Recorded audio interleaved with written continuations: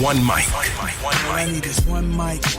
It's just different. One mic with Big Mike. The overall tenor of what he's saying is very stupid. And they say his style is too urban for the radio. Maybe it's not racism. Maybe it's placism. Brother has to know his place, right, Bob? One mic with Big Mike. Things aren't always what they seem. A sports talk show, but no subject matter is off limit. Don't just tell me that the reason something's being done is because that's the way it's always been done. Because the first thing I'm going to say to you is slavery.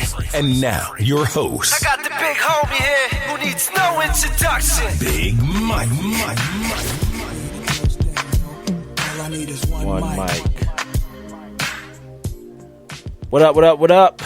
What's going on? Welcome back to the One Mic with Big Mike show. I mean, when I say welcome back, I mean welcome back from the weekend. I hadn't spoken to you guys since Friday. Hope everybody had the weekend that you expected to have. Let me say it that way. I'm here, man. Here being Spreaker.com, the Spreaker app. That's SPREAKER.com, and of course the app for all your mobile devices. Make sure you download that situation, or in case you just have TuneIn on your phone or your tablet or whatnot, you can hear the show live there as well. And on my website, onemicwithbigmike.com. It is the number one, MICWITHBIGMIKE.com.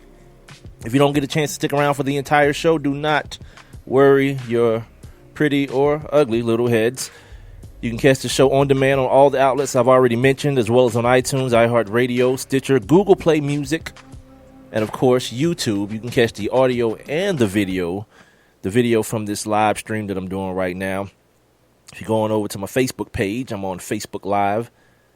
Looks like I'm frozen. Oh, there I am. Go over to Facebook. The Facebook page is One Mic with Big Mike.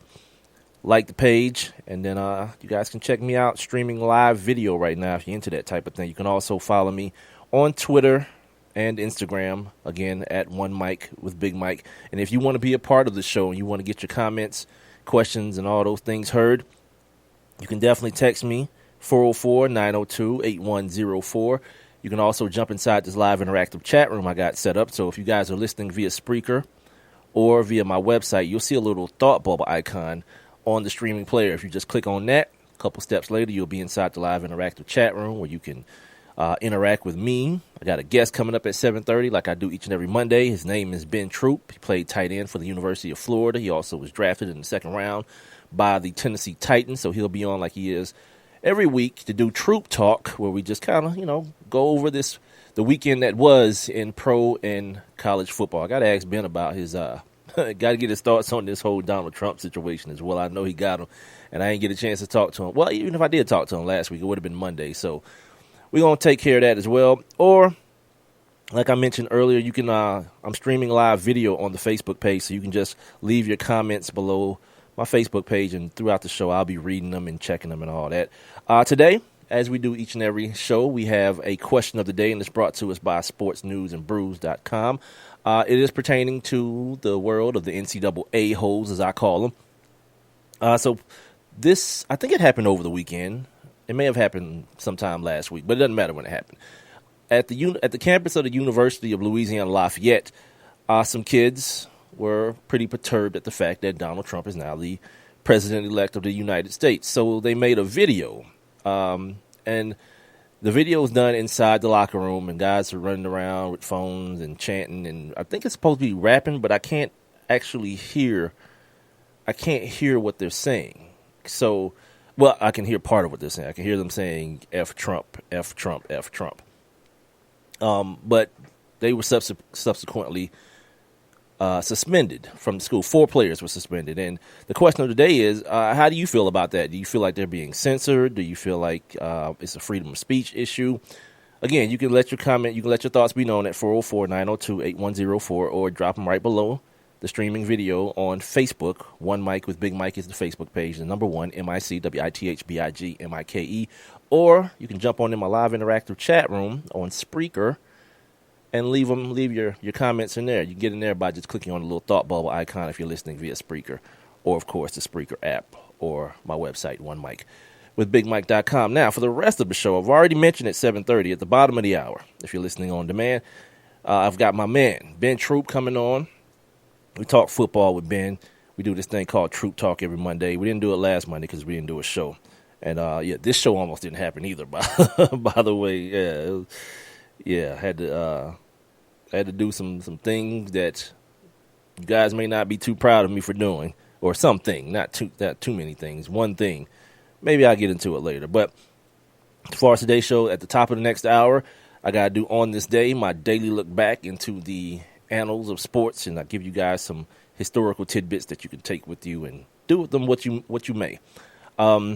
My segment, what you looking at, where I talk all the time on the show about the stuff that I've seen on TV and things for you guys to look out for, documentaries and things of that nature. So I decided to kind of make it a segment, not like something that I was going to plan every day, but on the days when I want to do that, I want to kind of make it part of the format. So I created a little something for it. It ain't done yet, but had to rush and whatever, put it together. So we'll do maybe some of that today. Got to tell you guys a story. I got to tell you about the time I called Renee the B word. And I can't, she did something today that was so awesome. And my comment to her was, "You're going to make me call you the B word again." But I'd forgotten. Well, I didn't even think about that. We hadn't even had that conversation. I hadn't even told her about that time. So I'll tell you guys at some point during the show. We got a bunch of stuff going on in the NFL. Had some good NFL football yesterday. So I'll give you guys my thoughts as well. Like I said, we'll talk to Ben Troupe about it, see what he saw, see if he saw the things that I saw, or he saw some different things than I saw watching the games yesterday. And of course, Friday when we left, I was running down the college football games that you guys should maybe or maybe not watch this weekend. And the one thing I said when we were leaving here, it's like, this is going to be the weekend that really all you're going to be looking for is upsets. If you want to check out and see if some teams going to get upset, this is the week you want to look for. And little did I know, my man, I am no doze. He sent me a text to the text line on, what's the day, Monday? I guess on Saturday. He sent me the text to the text line that says, what does it say? You got your upset, LOL. Yeah, more than one, homie. More than one. I'm like Negro Damas around this piece. Yeah, man, college football has kind of been turned upside down a little bit. So that's going to make things interesting for tomorrow. Some people are thinking that, maybe not as much as some may think. So I'll get into all that here in just a second. But before I do that, and I think this is going to be a thing for a while, and this being like some form of Donald Trump commentary. Kind of like if you guys were listening when Colin Kaepernick started sitting, or I guess I should just say not standing for the national anthem, it became a daily thing. A daily commentary for like a couple of weeks, and then it kind of subsided. But this Trump thing may turn into that, not because I want it to. It's just because we gotta talk, man. We gotta start. Black folks, white people, you guys can come back in a couple minutes. But black folks, I need to holler at y'all, man. Like, y'all gotta stop being so simple and so like able to be swayed by wind of any direction, Last night, Donald Trump did his first TV interview. It was with Leslie Stahl from 60 Minutes. So he's on 60 Minutes. I caught some of it. And some of the things he was talking about was, the things that he was going to keep in Obamacare, and a couple of other things that he seemingly reneged on from his campaign promises. So then, fast forward over to my Facebook timeline, and then it's all this crazy celebratory speech, see, y'all voted for him, now he lying to you, now he done pulled a fast one on you. I'm like, hold on, how do you know that? You know what I mean? Like, how is that a thing? I have a concept that I have something that I say all the time. You gotta stop believing liars. Like, I'm in a position with this whole presidency and all this kind of crazy stuff. I'm going to believe anything when it finally happens, and then still be a little bit pessimistic about it not changing again. You know what I mean? Like, this whole time, this man has run, and he's shown you to be a compulsive liar. And it was cool for him to be a liar when he was saying things that you didn't approve of. But then apparently, as soon as somebody starts saying things that you think fit into your narrative, it becomes, look at him, now he's telling the truth. No, he's a liar. Liars lie. He's not taking office until the 20th of January. So anything he says now, he's still campaigning essentially. He's still in that mode. You know what I mean? He on there talking about he's gonna be the president getting into Twitter beef with people. Man, please. Yeah, stop, man. Just calm down. Calm down. It is what it is at this point. Nothing can be done. I mean, something can be done, but even if some wacko does something, one of those things. Apparently, somebody put a meme out. I don't even know if it was real or not. At El Chapo, the drug lord, he's got a hit out on Trump. Well, the smartest thing he probably did was pick a dude that's just as weird and stupid as him to be his running mate. So if you think you're winning by getting rid of him, no, it's just a different form of losing. Straight up. So at this point, we all just gotta let it be.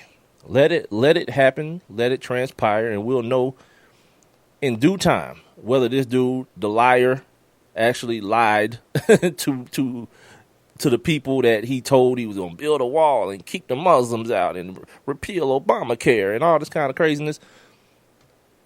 It's about a wait and see thing with this, especially, because you don't have to be first on this. You probably don't want to be first on this. And that whole narrative now that everybody, all these people, people are acting like they scared of this dude, like straight up, like we've got to give him a chance.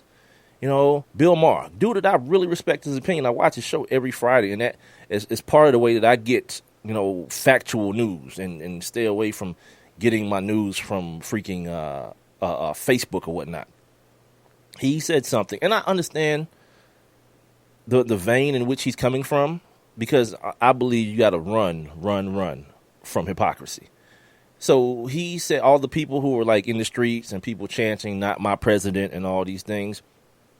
He said that he spoke against that type of rhetoric when President Obama was elected both times. So he feels like a hypocrite if he were one to not speak against it now. And I was like, well, I understand that part, but the other part is this. Those people were doing it because they were racist a-holes. This is because this dude is a psychopath, and he's racist. He's the racist one, and the xenophobe and the homophobe. He's that guy. That's why people are saying that. So sometimes you just got to put things in the proper perspective. Some redneck in Kentucky or West Virginia talking about Obama's not their president. Well, you know why that's going down. But just one of the 1.5 million people that Hillary actually won by saying that, it's for a different reason. Because the dude that's up there is psychopathic. He's sociopathic. He ain't my president either. I don't believe in all that foolishness, y'all, that these folks around here talking about. You have to respect the office of the president. Yeah, but you know what y'all wasn't doing? Y'all wasn't doing that when that black man won. Then it was like, well, it's freedom of speech and freedom of expression and blah, blah, blah. All right, sweet. Run it. All right. That's I guess that's the Trump soapbox moment for the day, and we'll probably have another one on, because every day it's gonna be something, man. If you guys want to do something straight up, this is not a part of what you're looking at, but check out last week tonight, last night's last week tonight, John Oliver's joint, and he talks about a lot of stuff that you guys are doing and running with these ignorant, stupid Facebook posts that aren't even true. And the one that he mentioned was the one that where Donald Trump supposedly says, if I were to run for president, I'd run Republican because they're stupid. Well, these are people who actually do fact checking, and that never happened. So you're just as much a sheep as Jethro and Jeb and all the other hillbillies that believe that this dude can kick a bunch of Mexicans and Muslims out of the United States and make America great again. Yeah, just be better. that should be the goal every day. Just be better. And stop letting these folks control your emotions and make you do stupid things and make you be stupid. All right, it's the One Mike with Big Mike show. Let's get to some sports, man. Here on Spreaker.com, the Spreaker app, as well as on TuneIn, and, of course, OneMicWithBigMike.com is my website. I'm streaming live video on my Facebook page, which is at the number 1 MICWITHBIGMIKE. Shout out to my pops, man. My pops is here. He's in the other room. My aunt passed, and they had to have a funeral for yesterday. It was so. Yeah, my pops said when I'm done here tonight, go hang out with the old man for a little while because I think he's heading back out of town tomorrow or whatnot. Yeah, there's a lot of stuff that was going to keep this show from happening, but I knew I couldn't do that 2 weeks in a row. Like, my old lady had to have, like, some surgery done, had to have her mom take her to have it done because, I mean, like, I think she just got home. You feel me? And I wouldn't, hey, you know, yeah, you MFers just understand. Understand what's going on around here, so I'm able to do this joint, man. Text the show at 404-902-8104, or, of course, you can jump inside this live and interactive chat room I got set up by clicking on that little thought bubble icon that you see on the Spreaker player, if you're either listening on Spreaker or my website. Now, let's talk about this weekend. Saturday to be particular. Is that the word I'm looking for? Whatever. You know what I'm saying. So, after last week, we thought we was good. It was golden. 4 undefeated teams. Rock solid at the top of the college football playoff rankings, right? You had, of course, Alabama. You had Michigan. You had Clemson. And you had that Washington squad. Everybody was represented.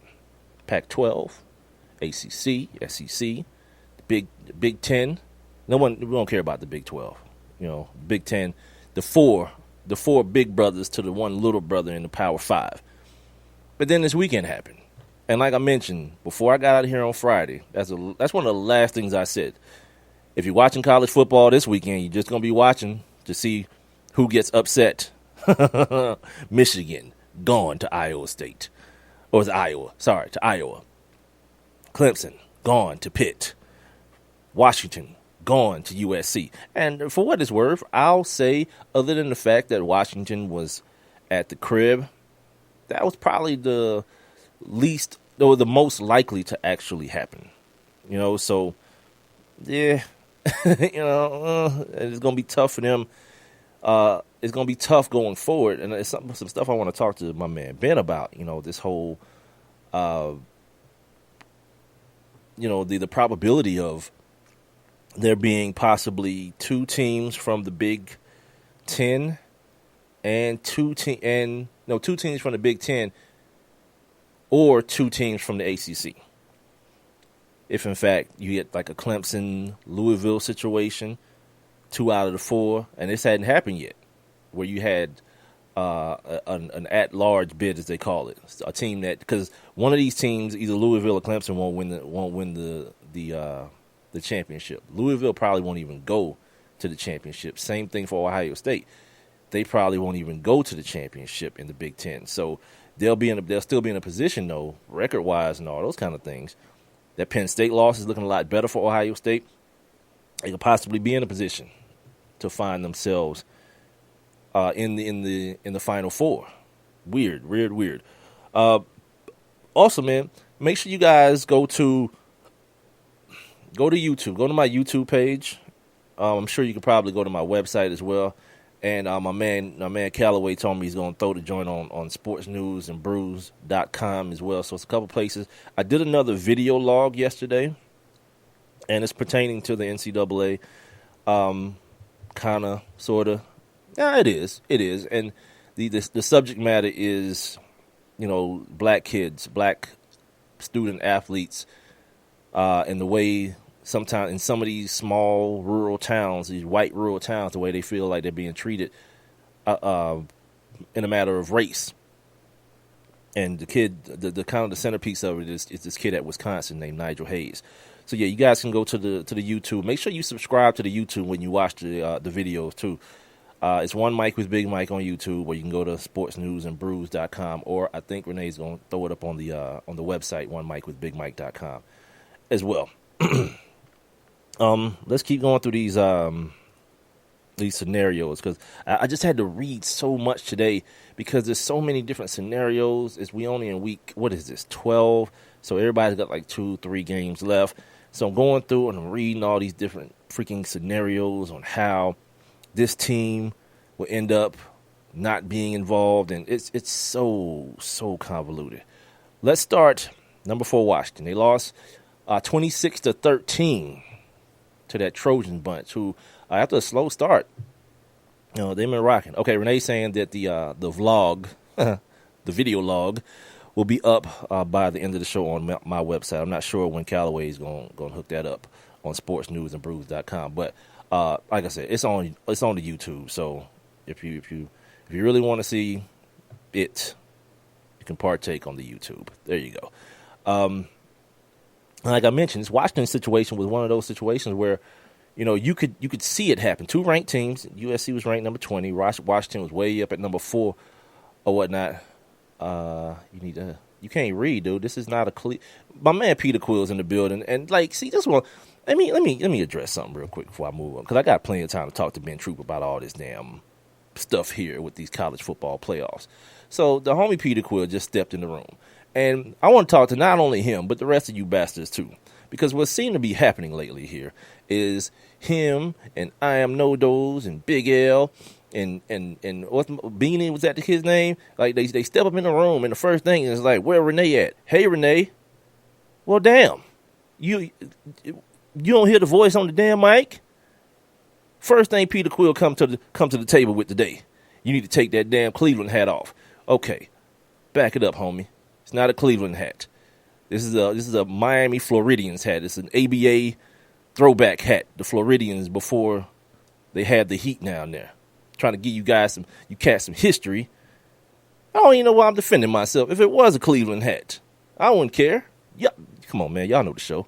Ain't no fandom here. I just talk sports. Look, see, Renee. Hey, Peter. Try to get a room. You know what I mean? Wipe your feet on my rug before you come in this crib, cuz. You know what I mean? Anyway, I set that straight real quick. Would you want me to change the name of the show? One Mic with Renee? We started up in here today, man. I told you, man, my pop's in the other room. I got to show out. You know how that is when your pop's at school or like. Anyway, idiots. Yeah, man. And in Washington with this high-powered offense, they only scored 1 damn touchdown in this game against USC. The Michigan situation, Michigan lost 14-3, and Michigan lost way more than 14-3. I just read a couple minutes ago they lost a quarterback too. And the thing about that Michigan squad, like Jim Harbaugh, he did the smart thing you do when you come into a situation brand new. You come into the situation, and he drafted speed and athleticism and then threw their ass on defense. Because you'll win a lot of football games if you can play defense. And then, simplify the offense. We saw the same formula in San Francisco. We saw the same formula in Stanford. Simplify the offense, get physical and fast on defense, and just let it play out. Problem is, that Iowa squad, and I talked about it yesterday, man, that's a team that'll show up and just, they'll want to fight you. I talked about it Friday. I talked about it a couple weeks ago. They're going to show up. It's like, all right, let's fight. It's like, you know how white dudes fight, like white boys fight? Or not even just Mexicans, too. And they'll never, ever stop. Like, you got to damn near kill them for the fight to be over. Yeah, of course, it's Iowa. A bunch of white boys, a bunch of corn-fed white boys that's going to just show up and fight you. And maybe when it's all said and done, the score will be in our favor. But whatever. To illuminate that point, yeah, this kid, his collarbone is broken. The quarterback's collarbone is broken. So now they're probably going to have to lean on guys like Jabril Peppers more on offense. Defensively, you saw the panic. I talk about this a lot when I'm talking about like college basketball and college football. This emotional immaturity that we all have at that age. When things in life seem so much bigger than they really are. Late in the game, man, tough penalties down the stretch, not being able to kick the football properly led to that last second field goal. Is this the game where the kid's name is Blewett? No. That was Pitt. Yeah, you got a kicker and his last name is Blewett. Yeah, that's tough. Then you had Clemson. Clemson playing Pitt. Kid actually, he blew like 2 field goals, didn't he? He blew a field goal and an extra point maybe. And then at the end of the game when they needed him, he knocked the hell out of it, kicked the hell out of it, and went home with a victory over the number 2 team in the nation. Now, this Clemson team, this wasn't the team we saw last year. The team that had been like skating by certain opponents and kind of living off of what they did last year. Deshaun Watson came into the season on some old, I don't want to be a dual threat quarterback. I think it's pigeonholed, and he tried to like put it as racist. I'm like, come on, B. Like at some point, people got to know when they reaching. Somebody calling you a dual threat. That's like if I was about to get into a fight with you and your boy warned you, like, hey man, watch out for that dude Mike, man. That cat is a dual threat. Yeah, it makes me better. Like something better, not something worse. That's not an insult. Like you're gonna be like, man, I don't know if I want to fight this cat. But for whatever reason, Deshaun Watson feels like because people accurately describe him as a kid that can throw and run, unapproved these people, I'm not running anywhere. All right, dude, you're not that good to be sitting back in the pocket. You ain't Andrew Luck, cuz. And for that reason, man, they struggled a little bit coming out the gate on offense, kind of like, trying to figure it out and skating past. This is with getting that kid Mike Williams back in the fold. Real good damn receiver. He's going to be like one of those, Sammy Watkins, DeAndre Hopkins, Clemson receivers. They starting to create a little bit of a factory over there with them Clemson wide receivers, and he's probably going to be one of the next ones. What else am I? Oh, and then Auburn. Like, that's not one of the ones that you look at and say, well, what happened? Well, Auburn losing to Georgia? Yeah, hell yeah. That bum-ass Georgia team. And these cats, I mean, they show up without the big-ass tailback, Petway. And also the quarterback, White, I think he had a shoulder situation. But what they get, like 40 yards or something like that? Something like real crazy, some low-ass yards. No first downs in the second half. Yeah, man, you ain't beating nobody. Like, I was looking forward a little bit to that Iron Bowl situation because it was going to have a little bit of meaning. But with Georgia winning the game, Alabama is definitely going to be in the the SEC title game in Atlanta, which means even if they lose the game, even if they lose that damn Iron Bowl, they ain't going to lose to nobody from the East. Like, you could take the best players from every team on the SEC East teams, and put them against Alabama, and they'll lose by 30. So Alabama could show up at the playoffs with one loss. They ain't going to hurt them none because of everything that happened this past weekend. And I read something earlier, too, that the most undefeated teams that have been in the Final Four has been one. Like, you haven't had a Final Four where it's like 4 undefeated teams. You also hadn't had a Final Four where there was, what am I trying to say, where there was a 2-loss team. That's where I'm going with that. So, yeah. Okay, so now before I go to break, I wanted to check my situation here, my Facebook thing. Shout out to my man Emmett Bean. No, I don't listen to Roland Martin.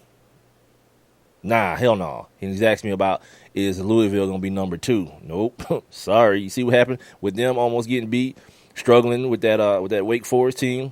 I mean, I don't think they would have been anyway. Well, I think it's going to happen. I think Ohio State will be number 2.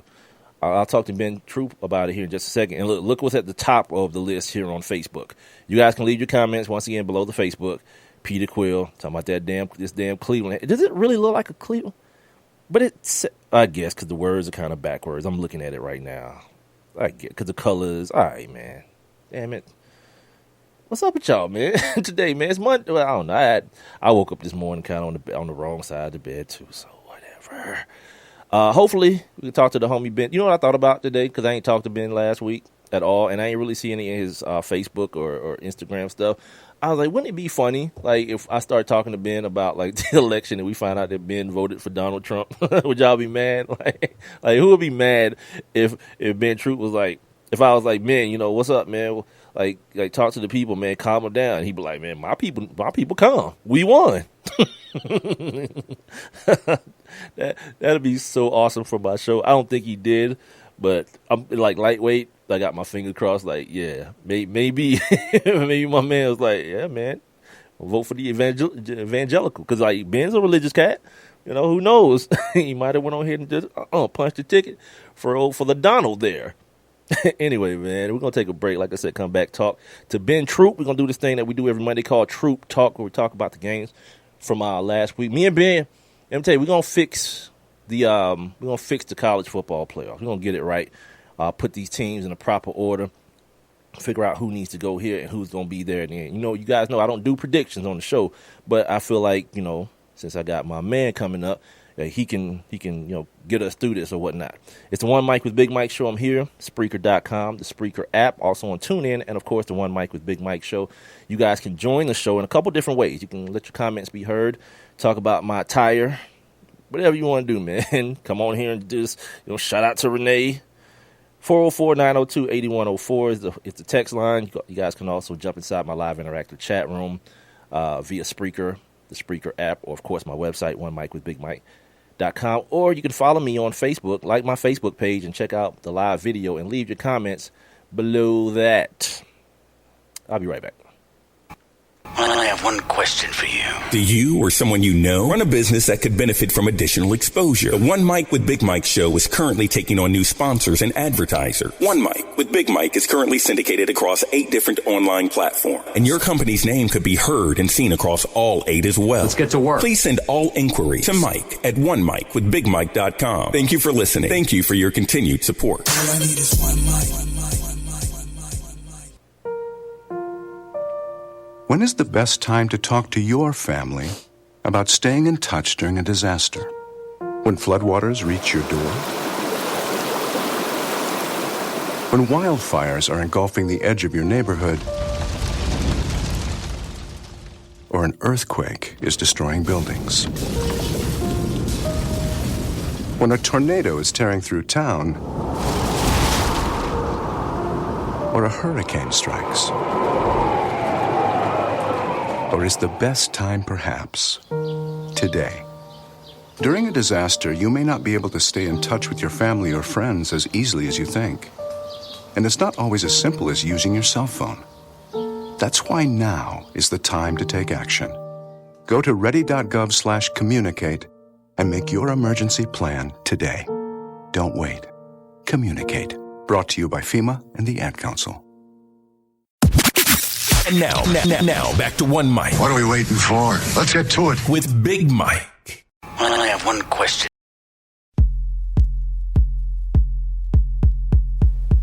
Yeah, goodies. My goodies. My goodies. Hey.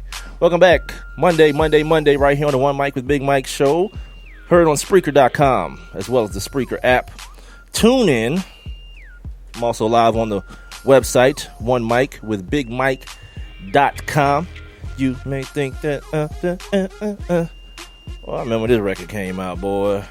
Anyway, you can get in touch with me. 404-902-8104 is my text line. Also, you can follow me on Twitter and Instagram. I'm streaming live video on the Facebook page. It's Monday. Missed last Monday, but we back this Monday. And we got a lot to discuss around the world of football. We're going to do it with my man, Ben Troupe, on this thing we call Troupe Talk. It's time for Troupe Talk. What you talking about? We're talking NFL and college football with former NFL and SEC tight end Ben Troupe. Ben Troupe at the 15, at the 10, hurdles a man, spins to the 5. Oh my, still on his feet, still pounding to the goal line. He's gonna score! He's gonna score! Troupe Talk. Troupe Talk. We heading to the top. If If you're you coming, come on. One Mic with Big Mike. I like the end of that joint. We headed to the top. If you're coming, come on. What up, Ben? What up, man? Thanks for having me as usual, man. I don't know it, brother. Hey, look, we ain't talking a week, so and a lot of stuff has happened. So before we get into the football stuff, I gotta always get your thoughts on whatever's going on in the world and what's going on for a lot of people. A lot of people woke up Wednesday morning like it's over. Armageddon, the world is over. So what? Like Wednesday morning when you woke up, what was you on, cuz? You know what? I wasn't surprised. I mean, I would love to say I was surprised, but and I'm not advocating for nobody. But people should go watch that movie 13 on Netflix. Yeah, absolutely. They should go watch it. I say it every day. I mean, people keep talking about, so if you watch that movie, man, and you see what the Clintons, not just Bill, but Hillary endorsed back in the day, you will see why, listen, man, the war on drugs was just another way of saying the war on black people. But if you go see that movie and you see what they did to not just black people, but to the black fathers and black men, it's rough. And like I say, listen, Donald Trump won, and unfortunately, I think D.L. Hughley said it the best. He said Barack Obama is who we aspire to be. Donald Trump is who we are. That is who we are as a Right, nation. exactly. And I can't really put it no better than that because, like I say, I mean, my 5-year-old child said I voted for Hillary. My 5-year-old child said, Daddy, who you voted for? And at the end of the day, I'm not saying that when you look at Hillary and Donald, I'm saying that Hillary just happened to be a little better than the person she was running against. It doesn't say that she was just the best, for the U.S. We just had to pick between two, but he won. I think that picture that when they showed Donald Trump, I don't even think Donald Trump really wanted to win. Right. I think he felt like, dang, I really won. Dude, that's what I said. Ain't nobody more surprised than him. Yeah, that picture that he's sitting there, and they go, Mr. President, huh? Oh, that's me. Yeah, you got to go out here and address the nation. So, hey, man, but you know what's funny, though? It's one of those things, man, everybody want it till they get it. But, hey, man, listen, heavy as the head is the man that wears the crown. He's holding the crown now, but now he's going to have to show and prove. So, hey, man, let's see. Because if you think people finna build a wall, I'm finna pay for my own wall, that's like me going to jail, and I got to build my own cell. Let's see. Let's see what he going to do now, though. Dude's so full of crap, man. That's what I said in the first segment, brother. I was like, look, cuz, like, everybody panicking. Oh, he going to do this. Oh, he just lied about this. Come on, man, just wait. January 20th, we'll find out what's going to be what. All right, college football this weekend. Ben, on Friday when I turned my mic off, right before I did, I said, I went through the games. I do it every Friday. I tell the people what games they probably should watch and pay attention to. And I was like, hey, ain't really much to watch this weekend unless you're trying to just check out to see who gets upset. Little did I know. We started out last week with Alabama, Clemson, Michigan, and Washington. All undefeated, nice little pretty package at the top that we knew Final Four. We come back on Monday, or we wake up on Sunday, we got Alabama, and I don't know who. So I told the people, we going to fix it, man. We going to fix it, and we going to figure out who these damn 4 teams are going to be, brother. So let's have it. Well, the 4 teams first and foremost, to even address that first statement, I was just like you. I say, dang, look at our here. Clemson been tipped in fate all year. It finally just bit them. They've been tipped in fate all year long. And then, I mean, look, they're watching. I just think that the overwhelmers of being number. Listen, when you out there and you number 1 in your division, ain't nobody really paying attention to you. Hey, go out there and do what you do. But when you number 4, when you can't hide, listen, pressure is either applied, or it's felt. And they felt that pressure. And it popped, and it happens. But I think Louisville might be back in the driver's seat now. I definitely think Ohio State going to be in that top 3 now. See, it's going to be so hard for Louisville, though, man, because of the fact that they're not going to be able to play for that ACC, Ben. Yeah, but style points really, really matter, man. If you look at how they be trying to do college football, I mean, when you look at the first rankings that came out, A&M was number 4. I mean, Mississippi State put an end to that real fast, but they was number 4. So as much as people try to make it seem as if it's all about wins and losses, it's style points too, man. I mean, listen, and it's not because I went to the University of Florida. There are teams that have lost 3 games that are still ranked over Florida. We just lost our second. I mean, we only lost 2. So that just lets you know that it just, what they really looking at. We don't really know. Mike, we don't know the criteria. Why? Because we ain't in these meetings. The people that's deciding who is 1 through 4 probably never strapped on no cleats ever in their life. So we don't know. I just know that it's going to be Alabama versus somebody Look, for the crown. That's all I know right now. I just said this. Just give the trophy to Alabama now and then use 2 through 5 to settle second place. How about we just do that? I mean, listen, LSU had a chance to really mess up this college football playoff, man. But I mean, listen, Jalen Hurts, he put an end to that in the 4th quarter. But it's college football, man. I mean, the only reason why I say that Alabama needs to lose every year is the same reason why I say New England should lose enough games to not win the Super Bowl. You got to make it even. You got to really let other teams know that another team can win other than Alabama. Because Nick Saban. Man, I mean, he got a juggernaut down there in Tuscaloosa. I don't take nothing away from him, man. But Michigan, they got to win it all. I mean, win every game. And Ohio State and these other teams. So we'll see, man. I mean, maybe on the neutral field it might be a little bit different. But right now, man, it ain't even close. It's Alabama and everybody else. Damn right. Talking right now to my man Ben Troupe, former SEC and NFL tight end. He joins me every Monday for Troupe Talk. Make sure you guys are following him on social media at BENTROUPE 84. Now, talking about Michigan. I was talking about them in the first segment. That they are actually, and people kind of lose sight of this, they're ahead of schedule. And the genius thing of what Harbaugh did is what me and you talked about when we talked about your alma mater in Florida. He just went and got a bunch of athletes, recruited a bunch of athletes, and threw their ass on defense, and was like, all right, we'll figure this offense out eventually. Like, we'll figure something out on offense. He did the same thing in San Francisco, got him a quarterback, and was like, all right, Colin Kaepernick, make me a couple plays every game, and my defense will handle the rest. He did the same thing at Stanford. Only thing different there was that he had a guy named Andrew Luck down there with him. So I think he'll figure it out. And he's kind of spoiled people so far. But in reality, that offense ain't nothing to really, they come out with a lot of window dressing. It ain't nothing to really smile about. And now, Ben, the quarterback has broken his collarbone. Where does Michigan go from here? Well, the thing about Michigan, like you said, your recipe, the same recipe that he's cooking up, somebody cooking the same recipe against him. And the problem is he can't beat what he's developed. Well, the reason why he lost in the Super Bowl is because his brother's team was built just like his team was built. And the thing about it is, good defenses can get you only so far. Eventually, you're going to have to score points. Yep. I mean, you're gonna have to score points. So Speaking of, Ohio State scoring the hell out of some points too, brother. Yeah, well, you know what they did? I think Ohio State is, they've woken up a sleeping giant after them boys lost to Penn State. Yeah, they ain't been the same team. JT Barrett and them boys. And the thing about it is, Harbaugh might have lost too early. Because, see, everybody was looking at that showdown with Ohio State. If he don't go out there and really put up a good showing defensively, people going to be like, man, ain't nobody really worried about Michigan because I always say this, you got to beat the teams that matter. If you can't beat the teams that matter, it don't matter when you got 10 wins, 11 wins. Somebody go, what about the Ohio State game? Right. They're going, it's like certain games they're going to ask you about because those games matter the most. So the thing about Harbaugh is, he got some great athletes on defense.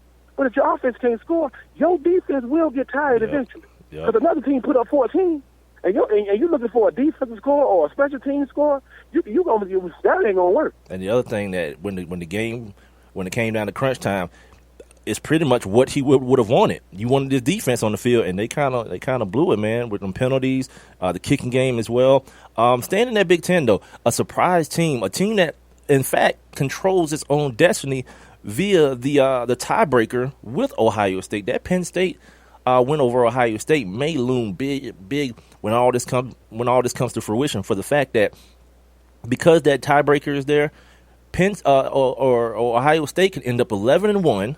But not play in the Big Ten championship, which would then, if Michigan is able to run the table and end up, 11-1, beating Penn State, that would the Big Ten champion is going to definitely be in the college football playoffs. So now my question for you is: do you see for the first time since this thing kicked off now two teams from the same conference, even if it's not the Big Ten, Ben, but even if it could possibly be, like you mentioned earlier, Louisville and Clemson? Do you see that possibility or as a real possibility this year? Yes, I mean, but like I say, it has to be, at the end of the day, it has to be two teams that the world wants to see. Louisville and Clemson are two teams that the world wants to see. The Heisman Trophy winner. Penn State is not a team that the world wants to see, even if they beat a team that, they weren't in the whole world and had them beat them. But, I mean, I could definitely see it happen. I mean, even though this was long before, the college football playoffs, this was the time that LSU beat Alabama in the regular season, went on to win the SEC championship, and they played in the national. Mm-hmm. So it just depends on who. And at the end of the day, let's face it, man. We want to see four teams that's worthy of being in the top four. Everybody, they're trying to make, what they're really doing with the college football playoff, they're trying to make these championship games matter. Because in the past, they haven't. They really, really haven't matter. So they're trying to make the Big Ten, the SEC, they're trying to make them all matter. But see, what happens is that monkey wrench is a Penn State. Right. Dang it, they done messed it up because they done beat Ohio State, so they run the table. So I just think that, look, at the end of the day, if I beat a giant and y'all didn't consider me a giant, hey, man, respect what I've done. So if we win it all, put us in there, even if it ain't, 11-1. Because a lot of times, man, I always say this, man, records don't always indicate how good or bad a team is. Just because you won 11, don't mean you won the best team in the country. You just might have one of the best records. And best schedules as well. Last thing we're going to talk about, let's talk about the other things that happened that are going to affect this Final Four. Auburn losing to Georgia. I didn't even realize like an hour ago, cuz that Texas A&M lost again to an Ole Miss squad without the Kelly kid, their starting quarterback. They had a freshman quarterback in there. So here's the thing. Now we got to talk about a couple things with both of those schools. One, Auburn had a chance to do some miraculous things, show up in that Iron Bowl, and then be the team to upset Alabama and keep Alabama at home during the championship game. And then probably still Alabama would find themselves. We'd still be in a situation where we have two SEC teams at that point, because Auburn would probably win against whoever in the Georgia Dome, and then Alabama with that one loss, whether they play in the game or not, they would still end up go because they're Alabama, right? But now we're looking at a situation where Kevin Sumlin, and I don't know if you saw me go in this place, and Gus Malzahn, two dudes that look like they saved their jobs. Hold on now. Maybe it may be some problems going on here, Ben. Yeah. Listen, Gus Malzahn and Kevin Sumlin, in my opinion, are the same coach. Gus Malzahn has already went to a national championship, but he lost, right? Then Kevin Sumlin has had a lot of success, but all this stuff is in the past. Sometimes, just like with a player, maybe your best years are behind you. Wow. See, Kevin Sumlin runs into the problem of starting really, really hot and cooling off. That's what he's done the last couple of years. Gus Malzahn, what he does, he flirts with success. Oh, you'll lose to a Georgia team and blow the doors off Arkansas. I mean, blow the doors off and make people think, oh, Izzy's back. I think what happens is, man, it's too up and down, no consistency. They have become consistent at being inconsistent. I think Kevin Sumlin, listen, maybe College Station might not be the place for him anymore. Gus Malzahn, I think he's overran. I think he's overstayed his welcome a long time ago because that style of football is good when you're winning. But when you lose it exposes a flaw in you to make you go, man, is this style of offense really going to work in the SEC? Because the thing is, when you win and everything looks good, but when you start losing, all those things start getting exposed. So I just think that both of them, while I still think they, hopefully they can finish strong and kind of, give themselves another year, but because of the situation, it's going to be like this every year for them as long as they're at these schools. Yeah, and then just in all fairness to both men, they have experienced injury.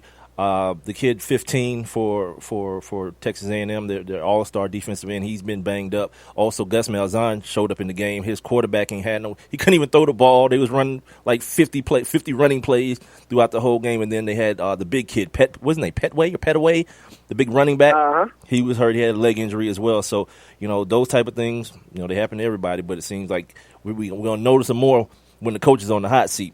Let's move on to the world of the National Football League. Had some good football yesterday. And, by the way, for those of you who've been paying attention to those ratings, the ratings took a big boost yesterday post-election.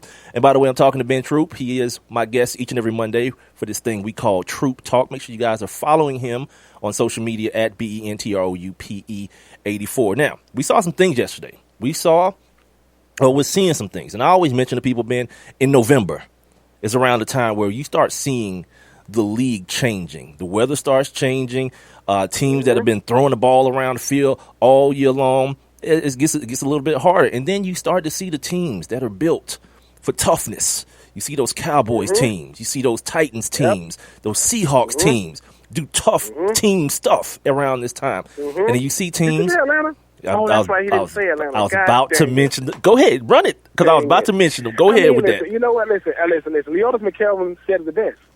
He says, look, man, they are front runners. And I've been saying that about Atlanta for the longest time. You know how easy it is as a defense to go out there and look good when we got 30 points on the board? But can we get our team the ball back? Right. That's the thing about Atlanta that worries me, man. They've always had a high-powered offense since the days of Michael Vick, Algie Crumpler, T.J. Duckett, Warwick Dunn. They've been had a high-powered offense. Defense has always kind of been and the thing about it is Leonis McKelvin has obviously played Atlanta in the past. He said, look, man, you are what you are on tape. They want to go out there and score a bunch of points, keep their defense off the field. But what if we keep their defense on the field and show? Because like I say, Philly has been struggling. But what happens is, man, I think Philadelphia defense don't get enough, for how well they be playing. And the special teams. Atlanta is Atlanta, but at the end of the day, you got to win in all three phases of football. And the problem with Atlanta is I don't think they have. Listen, you still haven't addressed your defense. And if the best off-season pickup is Dwight Freeney, that doesn't give me a lot of confidence. And the thing about it is they keep on using the same formula. So you go from Asiyama Ura to Dwight Freeney. Yeah. And okay. When that leads me to believe two things. Either one, don't nobody want to play in Atlanta, or two, they can't get nobody. And they can't develop the draft picks. I just don't understand it. Yeah, they can't develop the draft picks either. We saw some other. I mean that Philly game and that Atlanta game was a good game. We also saw the Dallas and the Pittsburgh game yesterday. And, let me tell you something, man. It's real now. It's real. It's real because Tony Romo, there's no more hiding him. He's healthy, and now it's what said has been said. You can't pull the kid from the football game. If he can keep it up, whether they go to Super Bowl or not, this boy should get right now. He's the Rookie of the Year and the MVP right now. Who? Not Zeke? I'm talking about Dak. I'm gonna tell you why. Okay, run it. Let's go. The hardest. Listen, think about it, Mike. The hardest position to play in the league is that quarterback position. Absolutely. The easiest position to adjust to is the running back position, because all you really got to adjust to is picking up blitzes. You got to be able to pick up these blitzes. He was already good at that. You're still doing the same thing you've always done. And I'm not taking nothing away. They could be co-offensive rookies of the year. Mm-hmm. But I tell you this, Zeke can still get those yards, but if you take Dak away, have they just lost one game? I don't know. Right. And see, the thing about it is he's been battle-tested in so many ways. I got to go to Pittsburgh. Oh, this young man. And I think what happens is, man, listen, the man is the young man is mature beyond his years, and you just got to give credit when credit is due. Absolutely. Of course you expect Carson Wentz to go out there and do what he did based on what he got drafted. Nobody saw Dak Prescott taking over the league the way he is because he's battle-tested. He was winning despite not having Dez Bryant. He was still winning games. He was like, he's doing it. He's kind of doing it the Tom Brady way. Give me whomever, man. Give me whomever and watch me go out there and do it with a no-name defense. Let me ask you something about both of these guys. Outside of Orlando, Zeke is a freak. He is. And Dak Prescott is a beast. I think Jerry Jones is the luckiest man in ownership right now because he got two great young stars there for the future, and they've already come out and say Tony Romo going to be a backup next week. Like, Tony, sorry, man, but we ain't messing this up. Right. Let me ask you something about both of these guys, because this is something that I'm sure you went through as well.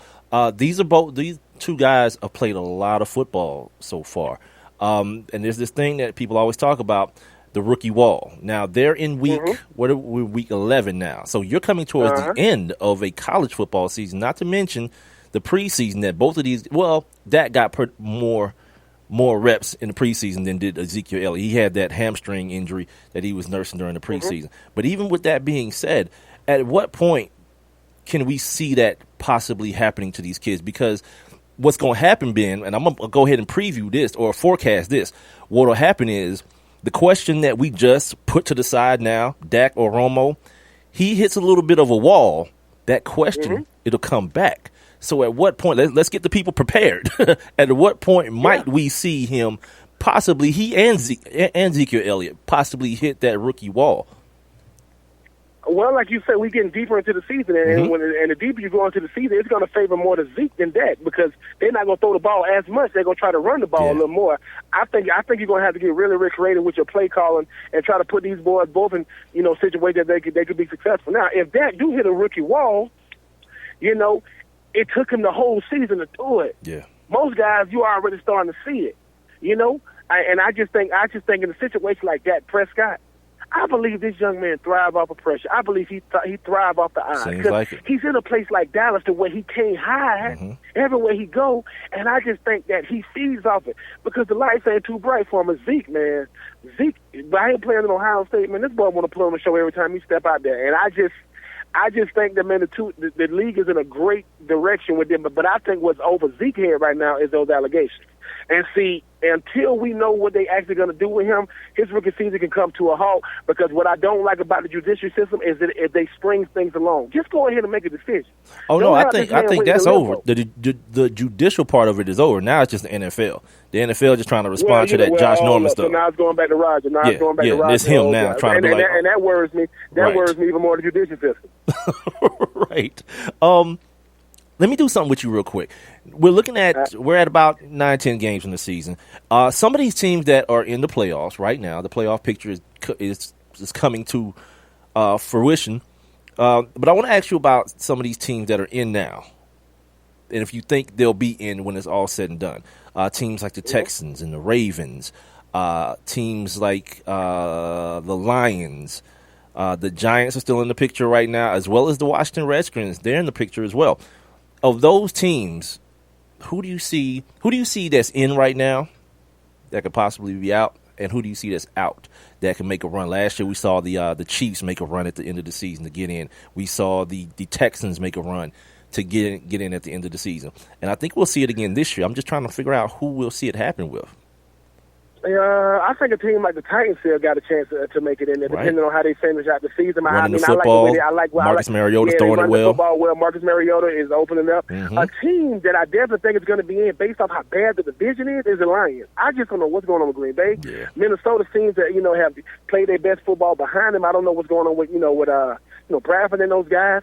I don't think the Giants are going to get in there. I don't think the Giants are going to get in because I just think Dallas is playing too well. I think it'll come down to Dallas and Philadelphia. But that Redskins team's hanging in there now. Yeah, a team that you could never count out. Even though I do think the Ravens are still going to win the division. It's Cincinnati. I still think they got a chance because Pittsburgh, oh my God. I just don't know what's going on. Mike Tomlin, one of my favorite coaches. Everybody's right. What's going on in Pittsburgh. I don't know what's going on in Pittsburgh. But I'm going to tell you a team that people ain't talking about enough, and that's take nothing away from Oakland. But Kansas City is a team that you cannot just put them to bed. These boys play good defense. They find a way to get it done despite whoever's at running back, despite whoever's at quarterback. The way they beat Carolina yesterday, listen, Kelvin Benjamin, you can't let that happen. You're the biggest dude on the field besides your quarterback. You just cannot let it. So I just think, I just think a team, a team like Detroit should definitely make it in. Titans definitely got a shot because that division is so up and down. But look, the team to watch out for right now was the team that beat New England yesterday. Listen, the Seattle Seahawks team every year, right? They find a way to get it together with that offense. And they got Thomas Ross coming back next week. Hey, man, listen, all I know is this, man. Russell Wilson is a guy, too, man, people don't speak enough about. This man has done more with less than I've ever seen. Yeah. People talking about Jimmy Graham. Jimmy Graham wasn't available for him last year. He was still able to put up a big-time number. Yep. Doug Baldwin just continues to get it done. He ain't going to give you 1,500 yards, but the boy can be counted upon. So I just think that, some of the usual suspects are going to be there, but I think Detroit is going to be there. I do think that the Titans got a shot. And, New England, until somebody can show me the difference, they're going to run that division to the end because it is hard to watch the New York Jets play football. Damn right it is. Wrapping up here on Troupe Talk with the homie Ben Troupe, former SEC and NFL tight end. Follow him on Twitter and Instagram at BENTROUPE 84. Last thing I got for you, because you mentioned it just a second ago, you mentioned this situation with sorry, dog. I'm watching this kid. This kid, Odell Beckham, just snatched the ball out of the sky like a ping pong ball. Anyway, you mentioned Aaron Rodgers, man, and what's going on with that Green Bay situation. I want to run something past you, man, because you got what it feels like from the outside looking in is a tug of war between an offensive philosophy and a great quarterback. We've seen this cat's work. I'm not willing to say that he's fallen off. I mean, these good quarterbacks, the Drew Breeses of the world, the Peyton Mannings, the Tom Brady, they playing till they're like 75 years old. So this kid ain't been injured or none of that. So I'm looking at him and I'm hearing all these pundits talk about the predictability of that Mike McCarthy offense. Could we possibly be in a situation, man, where Mike McCarthy just run his course and now his quarterback needs some new blood to get his juices flowing again? Is that one of those things that happens in the NFL? Absolutely. I think Mike McCarthy ran his course. Ooh. I think Mike McCarthy has benefited from having a great quarterback in Aaron Rodgers. And the thing about Mike McCarthy that hurts him is the same thing that's hurting Coach Strong down there in Texas. Whenever you start take over the play calling, see, now it falls on you. Mm-hmm. You the one calling the plays, but you predictable. You didn't get beat by Tennessee. You got embarrassed. That was embarrassing. And the thing about it is, people will look at how Tennessee has gotten embarrassed by other teams throughout the course of the year. It doesn't matter how great a quarterback is. You got a receiver at the running back position because you can't get a capable running back in there. And I understand injuries happen. But the thing about the Packers that I don't understand, they do not have a backup plan. When things stop working, it's like, oh, so what? Because Aaron Rodgers goes on, I ain't hear him tell the fans to relax now. You better panic because it's rough. And at the end of the day, yeah, you're going to put up big numbers. See, what bothers me about football is this. People look at the end result. Yeah, of course Aaron Rodgers is going to still be up there in the top 5 quarterbacks with his passing yards. But look at the record of the team. Right. Y'all not winning. Jordy Nelson, yeah, he's going to probably go over another 1,000 yards. But at the end of the day, y'all winning. And see, the thing about Mike McCarthy, he's got the benefit of the doubt because of the same reason why other coaches, because he's won a Super Bowl before. Yeah. And you got to move on. So, yeah, I definitely think his course is ran because it's the same thing every year, man. He starts defending the play calling, defending Aaron Rodgers, and you only defend people when you're losing. You don't have to defend stuff when you win it. That's true. So, yeah, I do think Mike McCarthy, I don't know what type of relationship he got with the ownership up there or whatever, but something has to be done, man, because when you got a quarterback as good as Aaron Rodgers, they're going to get rid of you. They ain't getting rid of him. Can't waste him. Can't waste him at all. Ben, we missed you last week, brother, and as always, you brought it again. I appreciate your time, my man, and we'll do it again next week, homie. Appreciate it. All right. That's been Troupe Talk. We do it every Monday right here on the One Mic with Big Mike show. You guys can get your comments in, or if you want to comment on anything that you heard in that interview, you can do it at 404-902-8104, or you can jump inside my live interactive chat room on Spreaker, Spreaker, Spreaker.com, or the Spreaker app. You can also do it on my website, onemicwithbigmike.com, or you can leave them as comments right below the live streaming video here on the old Facebook Live. My page is at the number 1 MICWITHBIGMIKE. I'm going to come back. We're going to talk some. We got to do on this day, and I want to continue the conversation about some things. Well, I want to get into some conversations about some things that have been transpiring in the world of the NCAA, not just the college football rankings and all that kind of stuff, but some real stories that I've kind of been pushing off and not getting to in the other shows. So I wanted to try to get to them and kind of clean the plate off for today, if you will. We'll do it next right here, One Mic with Big Mike. I have one question for you. Do you or someone you know run a business that could benefit from additional exposure? The One Mic with Big Mike show is currently taking on new sponsors and advertisers. One Mic with Big Mike is currently syndicated across 8 different online platforms, and your company's name could be heard and seen across all 8 as well. Let's get to work. Please send all inquiries to Mike at onemicwithbigmike.com. Thank you for listening. Thank you for your continued support. All I need is one mic. Dear John, I was hoping it wouldn't come to this, but you've left me no choice. I'm leaving. Uncontrolled high blood pressure is really serious, and lately you seem to really not care. I've been there for you since day one, and I know you think I'm gonna keep ticking, but no, my friend, I can quit whenever I want. Why can't we get back to the good times, when we were more active and ate more healthy foods, and you checked on me every once in a while? Is that too much to ask? I don't want to leave, but unless you stop ignoring me, what else am I supposed to do? Remember, when I quit, you quit. Sincerely, your heart. Listen to your heart and don't let it quit on you. Doing the minimum to control your high blood pressure isn't doing enough. High blood pressure can lead to a stroke, heart attack, or death. Get your blood pressure to a healthy range before it's too late. For help keeping yours at a healthy range, text PRESSURE to 97779. A message from the American Heart Association, the American Stroke Association, and the Ad Council. One Mic. All I need is one mic. What's the name of the show? One Mic with Big Mike.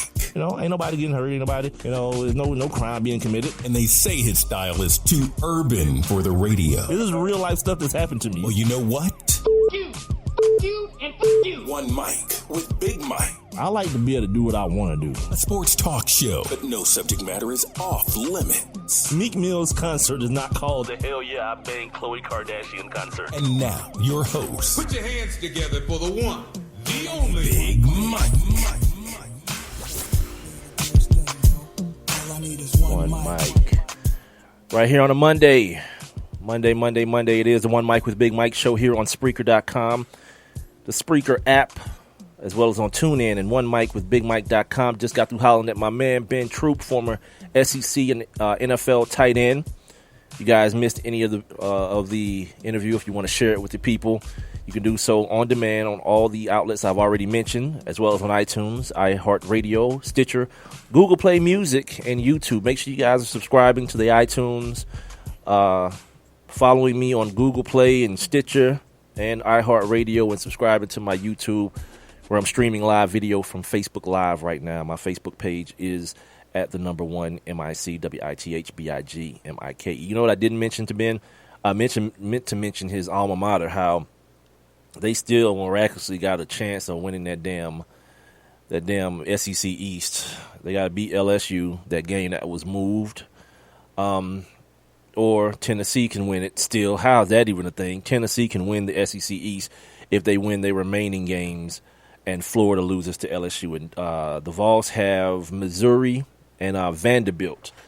James Franklin got his Cats playing a little bit hard over there at Vanderbilt. I think that Missouri thing has been done for a while up there. So, yeah, it's God, like, why even have the SEC East? Just I don't even know who the second best team in the West is. LSU now, maybe? I don't know.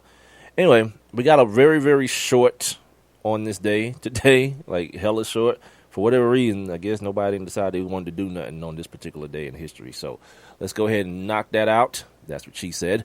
And we'll get back into the conversation. Now, let's take a look back. On this day.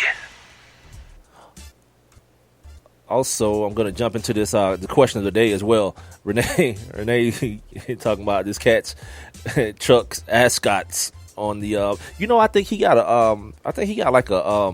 a deal with them. I heard him mentioning them the other day on the air. So I'm pretty sure he's got a deal with an ascot company.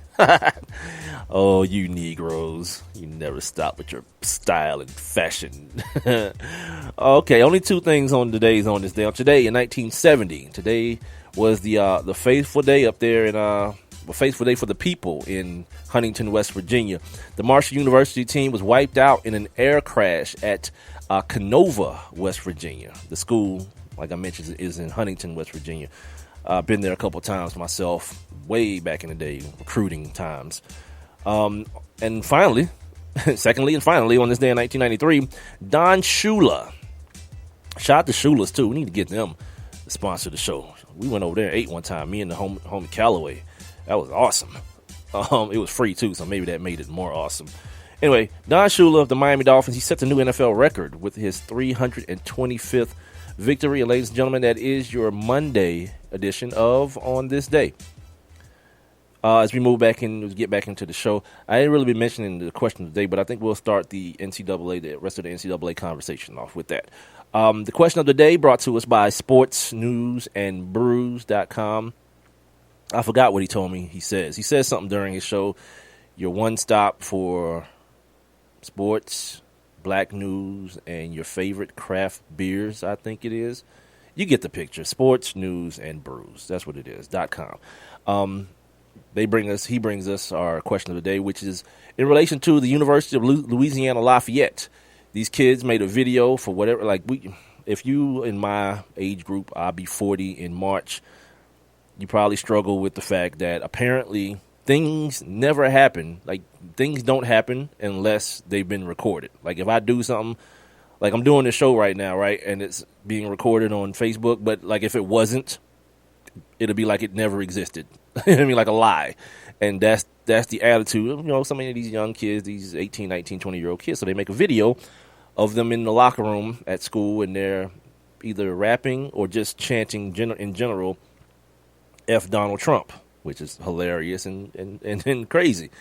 So we posed that question today on the old social media.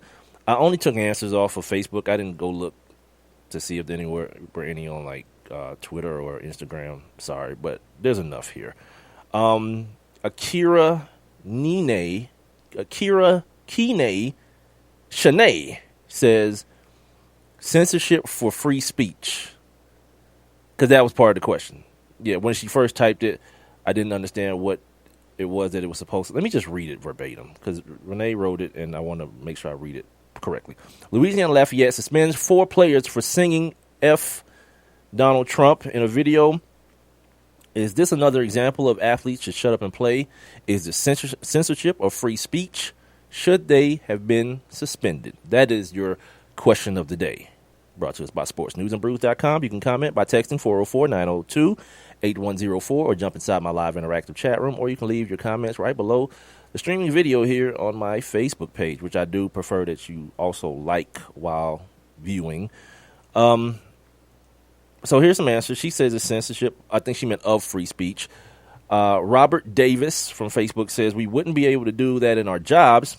I would certainly get fired for it. Plus, college athletes are on scholarship, generally speaking, so they're lucky to not have them revoked. You want to guess what color Robert is? If you're an NCAA athlete, man, I don't know. I don't think I even remember, but it just sounds like a white man.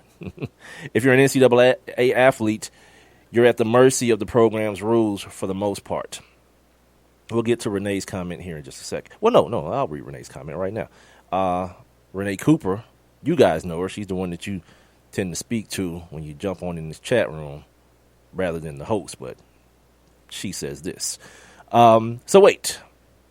If someone's saying, I noticed she didn't edit her own copy here. If someone's saying F Donald Trump goes or does not represent the views and the values of the university, does that mean that you shouldn't give the middle finger to someone who is racist, homophobic, misogynistic, xenophobic? I'm confused because that is exactly what you should say. Now she goes with F you too. She's such a special individual. Here's the thing about it. Matter of fact, let me just read the rest of it. There's only two more. Yes, they are required to follow program rules, no less than NFL finding someone for bitching about refs. And Audrey Jones simply says no. I guess she's saying no, or he or she is saying no, it's not censorship. Here's the thing. It is. It definitely is. But there is another angle to this situation. And once again, white people, you can sit this one out if you choose. I got to talk to my folk real quick. Like, this is one of those things that I'm always, for years of me being on the radio and now doing this show, I always implore you guys to run from the hypocrisy. You got to run from the hypocrisy, man. And you might be saying to yourself, Mike, what effing hypocrisy? F Donald Trump. Look, I'm with you. F Donald Trump. But the hypocrisy goes like this. Because I see what y'all be on last year at last year at Oklahoma, sorry. Someone took a secret video of these white boys, these frat boys on the bus singing about not letting no black folks and hanging N-words and stuff like that. And everybody lost their stuff. They need to be kicked off of campus. You need to run up out of here, right? That was the thing. And I'm the one that's always on some look, man, because I do this. I speak. And I don't like people telling me what I can and cannot say based on somebody's feelings being hurt. And that's all we're talking about. We're talking about people's feelings being hurt and people being offended, quote unquote. Well, now it's time to put the shoe on your feet now. Like, you may feel the same way as these young men felt. Yeah. But there are people who feel the same way as them cats that was singing that song, or any of those white boys and white girls that you see on social media. They get in trouble at their school for painting their face black and saying whatever they say. There's plenty of people who agree with them. The same way I agree with y'all about these kids about F Donald Trump. Yeah, but once you set what's called a precedent, it's hard for an organization, a school, a business, anybody to now go back. You can't parse these things. You either have to say, okay, it's free speech, or it's not. And of course, Renee would say it's not the same thing. You know why you're saying that? Because you agree with one, but not the other. Saying F Donald Trump to somebody who voted for him or somebody who's ultra patriotic or ultra racist, guess what? It's offensive to them. The same way someone's singing a song. The only difference is those white boys, thought they were in a private setting doing what I already assume white people do when they're not around black people. Anyway, sing songs about hanging in words. And I just already assumed that's what happens. But they were and someone snuck a video of it. This situation, these kids knew they were being photographed. They were making a song. So people, when you start talking about and legislating based on people being offended, we live in 2016. Everything offends people now. You know what I mean? Like I told Renee the other day that, like, when we was looking at Saturday Night Live, I was, and texting with it, everybody was looking at it, I guess. I was like, damn, this is what Donald Trump is giving us? He's giving, like, you can just say what you want to now? Bet. You know what I mean? I was like, all right, well, maybe that's the silver lining to this ugly, stupid orange cloud. Maybe that's what it is. People will stop trying to be so politically correct and being offended by every damn thing. Because the things that people should be punished from, they just can't be only the things that offend you. There are other perspectives. And when we as human beings, when we as adults fail to see things from other people's perspectives, that's why we can ask the question, should they have been suspended? Now, yeah. You know what I mean? Because now you then open yourself up to a lot of other things if they're not suspended, and some some kid in the dorm room puts on blackface and is suspended. It's all surrounded the same thing. It has nothing to do with agreeing or disagreeing with what the person is saying. I think that's where the road kind of parts. We're saying that if they suspend these kids, they agree with Donald Trump. They may in fact agree with Donald Trump, but it just doesn't mean that. No more than if they hadn't suspended those frat boys for singing the song, because they ain't hurt nobody. And they weren't even doing it like in front of people to where it's like a situation where they were doing it to intimidate anyone. They were on a bus with their own and someone snuck a video of it.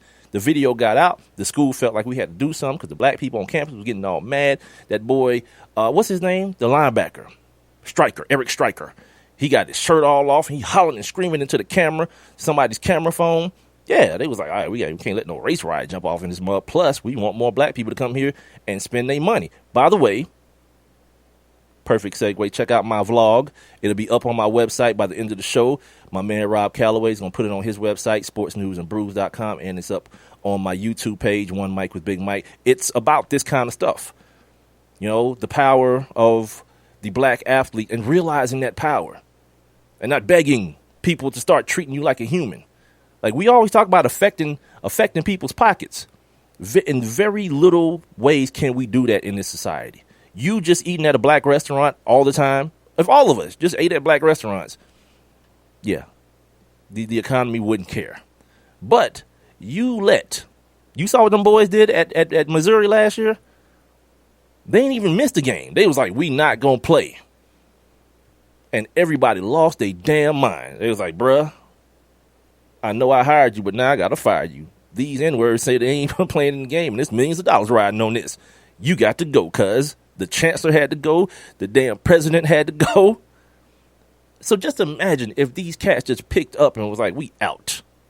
Y'all figure it out. You and every white cat that's left on the team, y'all figure it out. We're going to go play for Hampton or whatever, you know what I mean? So it's the same thing.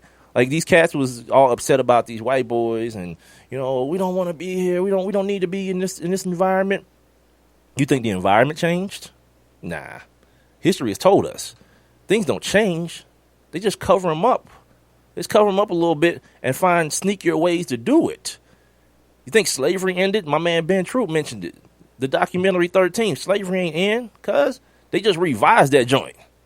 Ain't nobody, like, I ain't gonna say nobody. I know I didn't catch it till now, till somebody brought it to my attention in the documentary.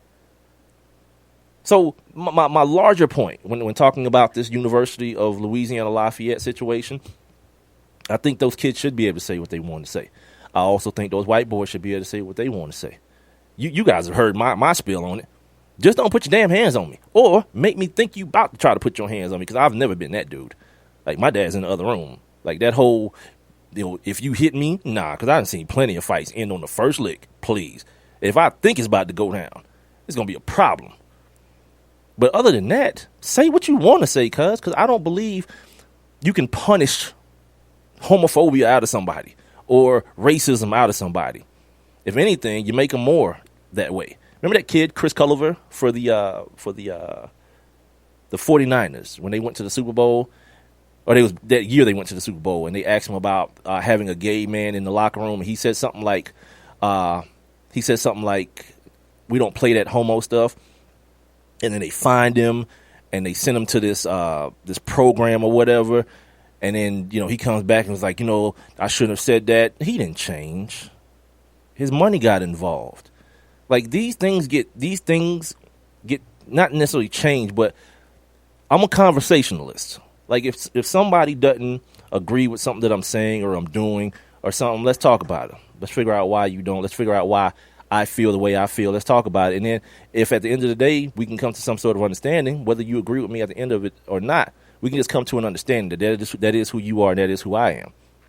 And you start kicking cats out of school. Like, you think those white boys love black people now? Like, oh, man, I know I shouldn't have done that. Look what happened. I got kicked out of school. No, they had somebody else school being racist. You know what I mean? They didn't change. So I don't believe that, man. I believe, like, you should be able to say what you want to. You should be able to feel what you want to feel, because that's what, like, people always want to stand on, like, the basics of this country. the people who founded this country, first of all, I think like half of them were atheists, and then they came to America to escape being forced to believe certain things. In 2016, like if you got kids, here's some parenting advice from Uncle Mike. You got kids, please explain to your kids that everybody's not going to like them. Because that's the basis of what we're talking about.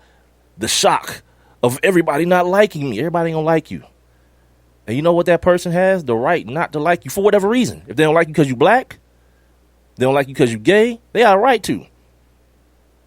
Where I always draw the line, and a very, very visible one, is when you start talking about, like, I don't like gay people, so they shouldn't be able to get married, or they shouldn't be able to eat in this place. Rights.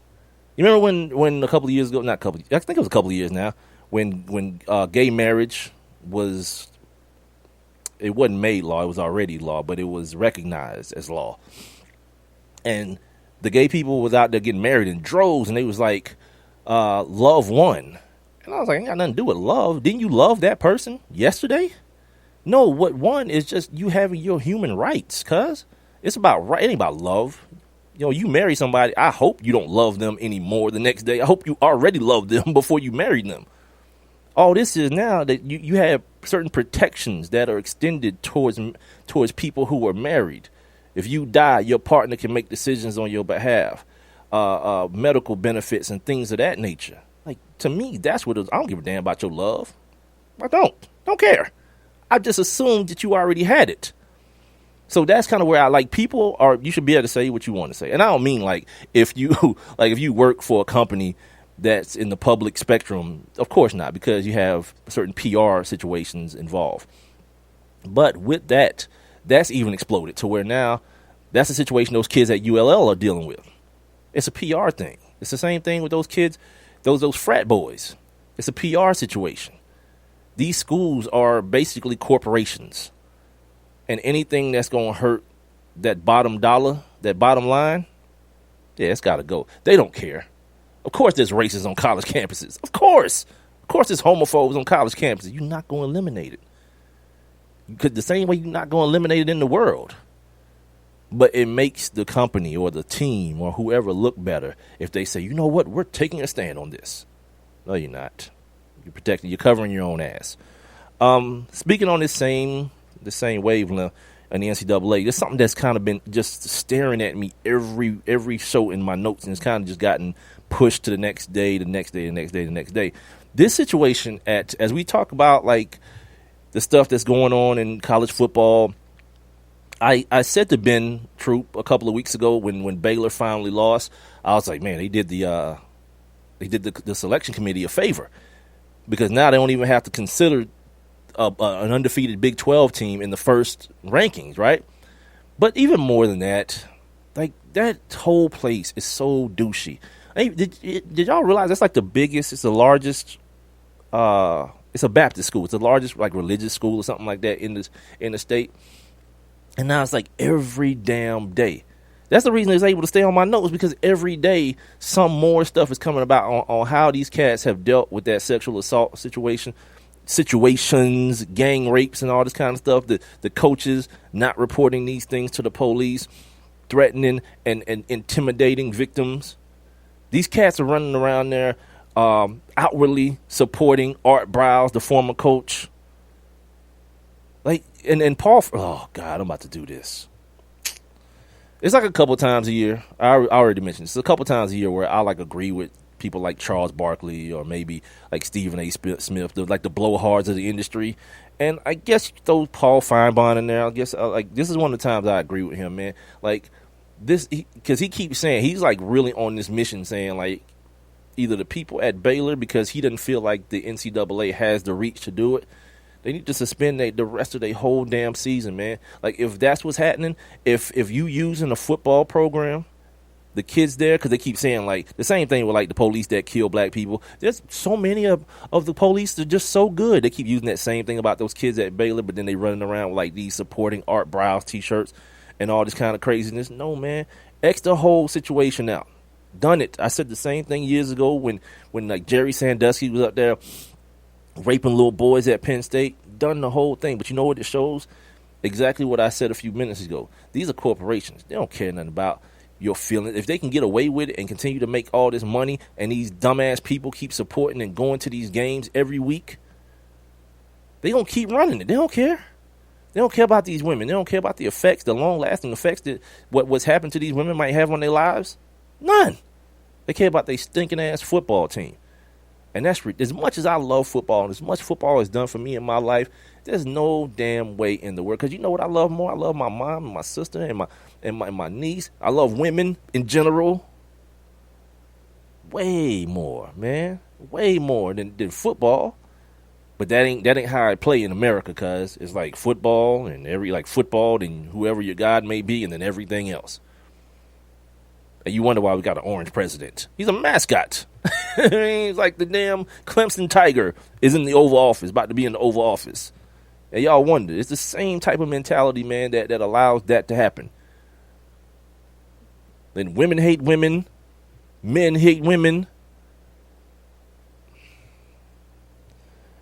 What else do I have on? Oh, last week, or maybe week before last. Was it last week when I was talking about Ben Simmons? Ben Simmons has had a documentary. I still haven't seen it. One and done on Showtime, in which he kind of gave it to the NCAA, the stuff that he was able to obtain, or he could have obtained from the NCAA, but didn't. Turn down Bentleys and houses and things of that nature because he wanted to mess with his playing career. Kept receipts for everything he bought, like that kind of stuff. But he talked about the one and done thing being a joke.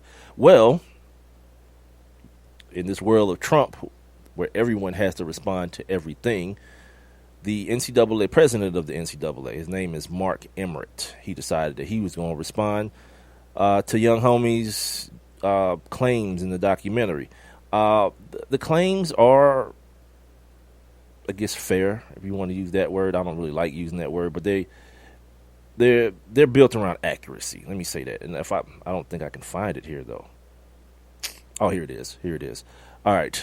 Did I sigh, Renee, when I did that? Because you said I do that when I'm looking for something. Anyway, his quote, Mark Emmert's quote is, if someone wants to go pro, or if someone wants to be a pro basketball player and doesn't want to go to college, don't go to college. We don't put a gun to your head. First and foremost, it's about being a student at a university. We're in the human development business, end quote. That is a unabashed lie. You are not in the human development business. You want to know why I know that you're not in the human development business? Because it pays a whole lot less than being in the pro athlete development business. That's how I know. You know what I mean? And if it's about human development, the humans that are being developed at Baylor University, I'll let y'all fill in the blank. You know what I mean? And it's not just Baylor. It's one of those things that it's bigger at Baylor, but it's not just Baylor. It's a very widespread thing, not just in college football, not just in pro football, not in pro sports, not just in America. It's in the world, man. I'll say it until I can't get blue in the face. Maybe I get blurple in the face. The world hates women, man. And the world has been taught for many, many centuries to hate women. And if y'all don't recognize that, like, for whatever, think about whatever religion you believe in, and just look and see what it says about women. You got to believe me. Read it for yourself. I'm not the Facebook guy that's like, look at my post and accept it as fact. Nah, read it for yourself, cuz it's right there. All right, so I'm going to take a break here. Come back. We got to talk some NFL stuff, some things going on in the National Basketball Association. I want to give you guys a schedule for tonight. And if I have time, tell you guys what I was looking at this weekend. One thing was Saturday Night Live. I hope you guys got a chance to check that out, man. That was Real Deal Holyfield, man. Shout out to Dave Chappelle, man. Shout out to Dave Chappelle for coming back and coming so hard. Actually, that's what she said. So, yeah, let's take a break right here on the One Mic with Big Mike show. I'm here on Spreaker, SPREAKER.com. I'm also on the Spreaker app. Make sure you guys check out Tune In as well, where I'm live, and One Mic with Big Mike, the website. If you didn't get a chance to hear any portions of the show, it's always available on demand on Spreaker, the Spreaker app, tune in, one mic with bigmike.com. We found that a lot of you cats listen on Spreaker, and I would have assumed that for the most part you guys, rather than having like the Spreaker app on your phone, and you're listening via your computers too, and not like the app, but you're not listening via TuneIn, which I would already assume most people have TuneIn on their phone already, or if you got an Apple situation on iTunes or whatever, or the Google Play situation that already comes with the phone. It's just, I don't know, it's kind of weird. But you guys can also check out the show, the video and the audio on YouTube. Just make sure you subscribe to the YouTube page. Follow me on Facebook or like my Facebook, One Mic with Big Mike. Same handle for Twitter and Instagram. And make sure you keep this number, 404-902-8104. That's how you get in touch with the show via the text. You can also jump inside the live interactive chat room or leave your comments right below the streaming video on Facebook. Facebook. Anyway, I'll be right back. Well, I have one question for you. Do you or someone you know run a business that could benefit from additional exposure? The One Mic with Big Mike show is currently taking on new sponsors and advertisers. One Mic with Big Mike is currently syndicated across 8 different online platforms, and your company's name could be heard and seen across all 8 as well. Let's get to work. Please send all inquiries to Mike at onemicwithbigmike.com. Thank you for listening. Thank you for your continued support. All I need is one mic.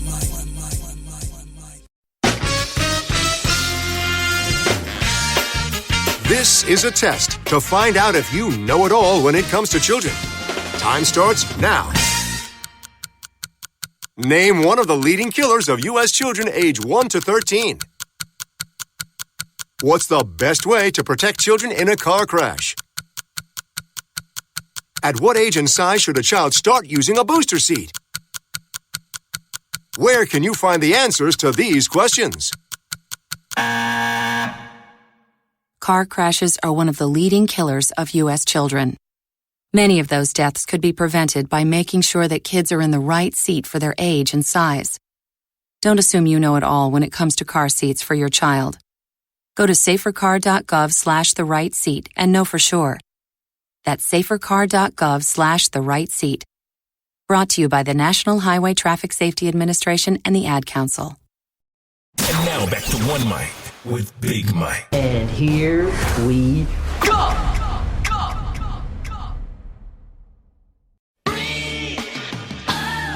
Woo! Woo! Woo! He got a Fabo coming back. Right here on the One Mic with Big Mike show. I, of course, am your host, Big Mike. Heard right here Monday, Wednesday, and Friday at 7 on Spreaker. Oh, I didn't know they was going to drop that bomb on me. Oh, I'm also on the Spreaker app. Tune in, onemicwithbigmike.com. Show is also available on demand on all those 4 outlets, as well as on iTunes, iHeartRadio, Stitcher, Google Play Music, and YouTube. Y'all know the story to this song? Like, this was initially, I think, supposed to be Jay-Z's song. And then, I guess he didn't want it. And then, I don't know if Just Blaze did this record. But anyway, they took it to Fab. And like he just wrote the verse. I bet you just can't breathe when I come through. And the the sample's actually not saying breathe. I think the sample is saying free. It may have been supposed to be a Freeway song. But anyway, the sample doesn't say breathe, but the record was so hot, they just left it, and it became a monster. I remember the first time I heard this record, this kid named DJ Brand New, I was hosting a party at this club way back in the day called Club Shadows in Buckhead. And he dropped it for the first time that night, and I was like, ooh, this is some ish, boy. Fab came hard on this, and to this day, I still think it's a classic record. Anyway, oh, you know what I told? Where am I at? How much time I got? I told you guys I was going to tell you guys the story of the first time I called Renee the B word. And this is going to be the first time she's hearing it as well. So today, Renee, she texted me and she was like, yeah, I did something real big. I'm not going to tell y'all what it is. Stay out my business. And I was like, damn it, Renee, you're going to make me call you the B word again. And apparently that was funny to her. But then I thought about it. I was like, wait, I didn't tell about the first time. So the first time it happened like this. It was a Saturday morning. Colin Kaepernick had decided he wasn't going to stand for the pledge. I got something on that as well today, Mike Evans. And when I first heard it, I sent Renee a text. I said, Renee, we got to get Mahmoud Abdul-Rauf on the show. She was like, why? And I asked her something if she heard about the Colin Kaepernick situation or whatever. And I was like, yeah, we got to get this cat on the show. So that week, I wanted him on Monday. This was Saturday.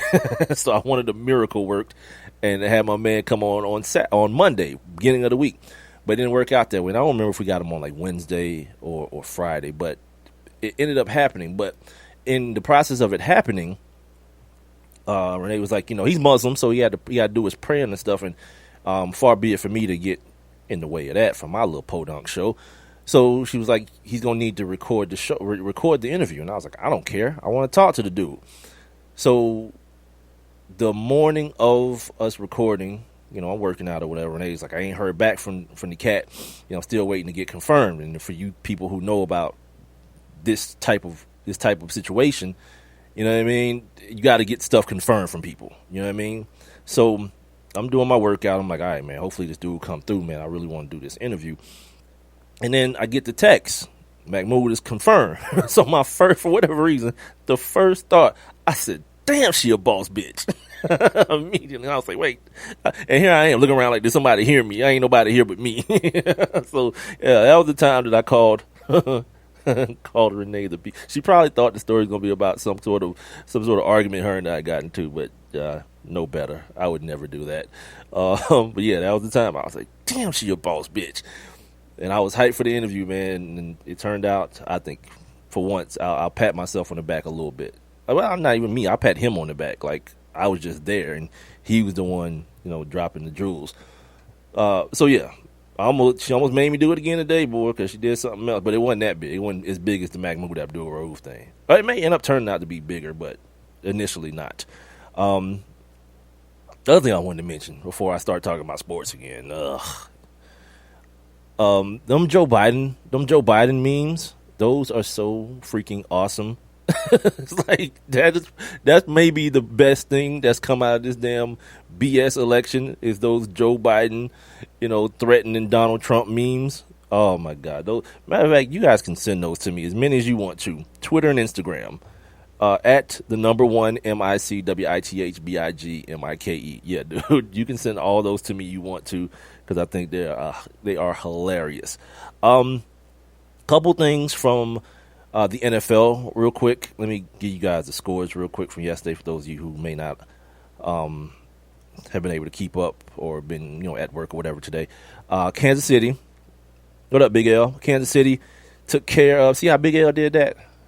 Just holler at everybody. They ain't just come in here like, where Renee at? Hey, Renee. And just like, F you, Mike. See, shout out to you, boy. KC beat Carolina. You heard my man Ben talk about Kelvin Benjamin, the largest human being in the receiving corps in the league, probably getting pimped by this kid, Jason Peters. His name Jason? His name ain't Jason. His last name is Peters, though. The corner for the Chiefs. Houston beat that bad. Like, just too bad. It's like watching, like, two 700-pound people have sex. Houston and Jacksonville. That's what that's like. Yeah, well, I don't know. Some of you may be into, like, humongous porn. Denver, in a real crazy way. Shout out to your boy, I am no dose, boy. I know he was hurting, like butt hurting because of this. Denver beat New Orleans, blocked the kick and ran it back. Where am I at? More obese people having sex. L.A. and New Jersey in a field goal kicking contest. Then the Atlanta-Philly game. Atlanta lost a close one. You heard me and Ben talk about it during Troupe Talk. It's like one of those things, man, where I've been talking about it all year. This offense is going to have to return to the mean because of the way they play offense. They're going to get the kid Tevin Coleman back from that hamstring in a couple of weeks, so that should help the running game. They didn't run the ball very well. If you ever get a chance to check out my man, D'Orlando Ledbetter on the AJC, he gives the Falcons grades he's been covering the Falcons for 1.5 million years. He gives the Falcons grades every week coming out of either a victory or a loss, man. So you want to see what's really popping with your team, check out D'Orlando Ledbetter, friend of the show, friend of all the shows that I've hosted or produced in my sports radio career. So shout out to him. Tampa Bay and Chicago, Jameis Winston playing well. That Chicago squad, they dropping like flies today. Your boy Alshon Jeffrey gonna be gone for 4 games because of some he got popped in not the substance abuse policy, but the performance enhancing drug policy for the NFL. So he's going to be gone for 4 games in a contract year where he's going to be looking for that big AJ Green, Julio Jones money next year. Tough, man. Tough break for that dude, but, at least it wasn't weed, right? Whatever. Green Bay and Denver, you heard us talk about that. Green Bay got it pushed all the way in. Like DeMarco Murray out there looking like a young LaDainian Tomlinson. He running for the joints, catching passes, throwing touchdown passes. And also he's on my fantasy team. Yeah, he and Melvin Gordon. Suck it. Minnesota lost again to Washington. Boy, that damn carriage has turned back into a pumpkin, hasn't it? Miami and San Diego. Miami, they've been playing some decent football over there in the AFC East, man. And now they found themselves a little bit of an identity. You heard me and Ben Troupe talking about it. These tough teams showing up when the weather starts getting cold, teams that can just put the ball into the stomach of a good running back.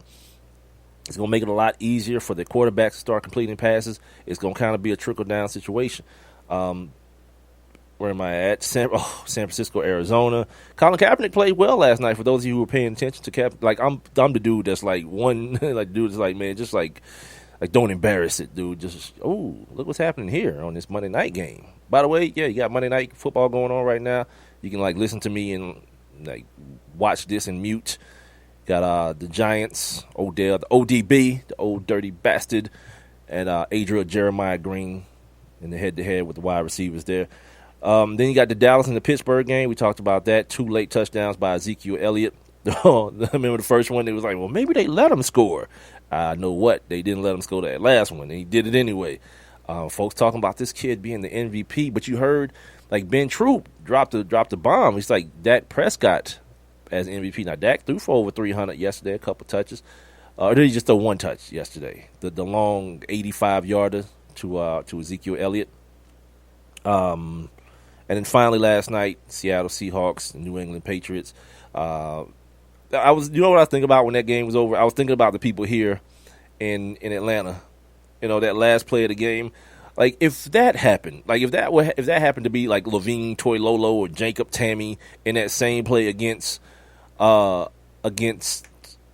Cam Chancellor, everybody in the city would have lost their mind.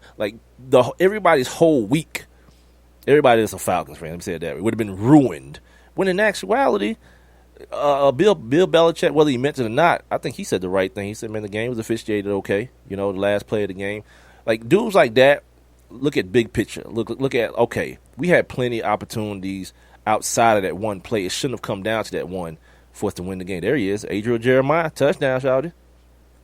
But anyway, and then on the play, man, Rob Gronkowski just pimped Cam Chancellor, man. They're kind of locked up together, and then the ball goes in the air. My man just gets one arm and just sling like a monster, just slings this dude to the ground. It could have just as easily been offensive pass interference. The one thing that was good about it, though, it felt like both players were just going to let it be what it was going to be. Either I'm going to knock his ass out if I'm Rob Gronkowski, or if I'm Cam Chancellor, the worst thing that can happen is they got to line it up again from the one. You know what I mean? And we got to play this thing over again. Time is not of the essence at this point. They need points. So both players, they played the game. They played the play with the same mentality, and the referee swallowed the whistle, and everybody goes home. Now we're looking at a team like the Seattle Seahawks that's going to try to do what they do every year, make a run for the playoffs. Who on the New England team you think worried about that bum-ass AFC East? Now, I did mention that Miami's playing better, but come on, man. They still 9-7 Miami. Whatever they do every year, 8-8, 9-7. Some other stuff coming out of the world of the NFL. We already talked about the Dallas situation, but what we didn't talk about, what we did talk about with Ben, Mike Tomlin, man. Mike Tomlin and those 2-point conversions. And I love how Ben Roethlisberger is our team is this and no one's accountable and blah, blah, blah, blah. And he coaches and players. But here's the thing, bruh. I don't forget. I might forget names and things like that, but when people say things, I'm going to hold you to it. During the preseason, They was talking all that noise about the 2-point conversion because the league average is 60%. As though people don't understand what regressing to the mean is. Like, the more you do something, the less likely you are to succeed at it in most cases, right? And that's the same thing with the 2-point conversion. So, yeah, well, it was 60% last year. People didn't hardly try for it. They just kicked the damn ball. So people take, like, raw numbers and raw data and say, well, if it's 60% and we get this many but we miss this many, yeah, we'd be right on average. It'll be just like hitting every extra point. Yeah, until you miss and don't convert on all 4 of them. So maybe when you look at that and you look at the score 30-35 and you say, well, that's an 8-point swing. Well, not really, because the other alternative is not just to not get no points. You know what I mean? Like, you kick it, you get 1. So really it's a 4-point swing, but that still changes the mentality at the end of the football game if you have those 4 points versus not having those 4 points. It seems like my man Mike Tomlin, he getting real comfortable. You know, for those of you who don't know, the Pittsburgh Steelers have had 3 coaches in their illustrious career, and one of them's him. It's like Chuck Noll, Bill Cowher, and his black ass. And that's the type of thing that, you know, we can talk. We family. When it come to us and we don't think we can get fired from somewhere, we get, like, real comfortable. No, we get comfortable. We start speaking out of turn and all this kind of stuff until the white man finally says, you know what, you got to go, boy. We knew this was a mistake 10 years ago when we hired your ass. You've been there for 10 years. Now it's all of a sudden a mistake. But no, like, Mike got to step it up, man, because people there's some rumblings, man, with, you know, possibly him, you know, wasting Ben Roethlisberger's career. You know, Ben Roethlisberger's kind of at the top of his game, and the last couple of years hadn't been up to Pittsburgh Steelers, you know, standards, especially on defense. Like, you're James Harrison, they talking about how crappy the defense was. Well, I don't know. There's that. You know what I mean? They old and young, kind of like crazy. And Mike Tomlinson is a former defensive coach, so that's his side of the football. It's kind of got to be better, right? Here's the other thing that came out of the NFL yesterday. Your man, Mike Evans, wide receiver for the Tampa Bay Buccaneers, former Texas A&M Aggie. He decided yesterday he was going to sit for the national anthem. He didn't kneel. He took it all the way back to the original, the throwback version of the anthem protest. He sat his ass down. But listen to his reasoning behind it. It's about 30 seconds long. Listen to what Mike Evans said about why he sat during the anthem yesterday. You know, I'm not big on politics or things like that, but I told myself, I said, if this happens, then America's not right now. So and, was that? I said this a long time ago. You know, when he ran, I thought it was a joke, and you know, the joke continues. Is it something you plan on continuing? I will. So as long as you know he's the president-elect, and you know, I'm not a political person that much, but I have common sense, and I know when something's, you know. Yeah, here's the thing. I don't know, and obviously Mike Evans lives in a different America than, let's say, I do. You know what I mean? He's a young, successful millionaire, and I'm not.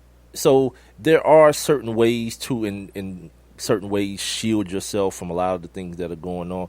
But far be it for me to kind of give him that bump, because Colin Kaepernick's in the same situation and has been for longer, you know, and he was able to see the things that were going on. And you play in the league where for now months there have been the same type of protest that you're exemplifying, and your reasoning being, if Donald Trump win, boy, I know the country just ain't right. So, like, that one, the thing when Alton Sterling got murdered on TV and Philando Castile got murdered in front of his baby. Like, that just seems weird to me. Like, again, far be it for me to tell a dude, like, what to stand up for and when to stand up. But, like, when your reason is the same as the other dude, like, I have to ask. Like, I wouldn't be true to myself if I wasn't like, what took you so long, bruh? Like, you really think that Donald Trump, and I asked y'all this question last week, y'all really think that the election of Donald Trump is what makes the country bad? Like for white people, I can understand, because that's how white people act when things don't go their way in America. You know what I mean? Like, the system is broken now. You know what I mean? But before, Like this is why I'm not big on like that whole Abraham Lincoln freed the slaves thing. It's like, come on, B. While the war was going on, you still had slaves at your crib. Like, just in case we don't win, I want to make sure I keep my niggas in place. That kind of thing. Nah, cuz.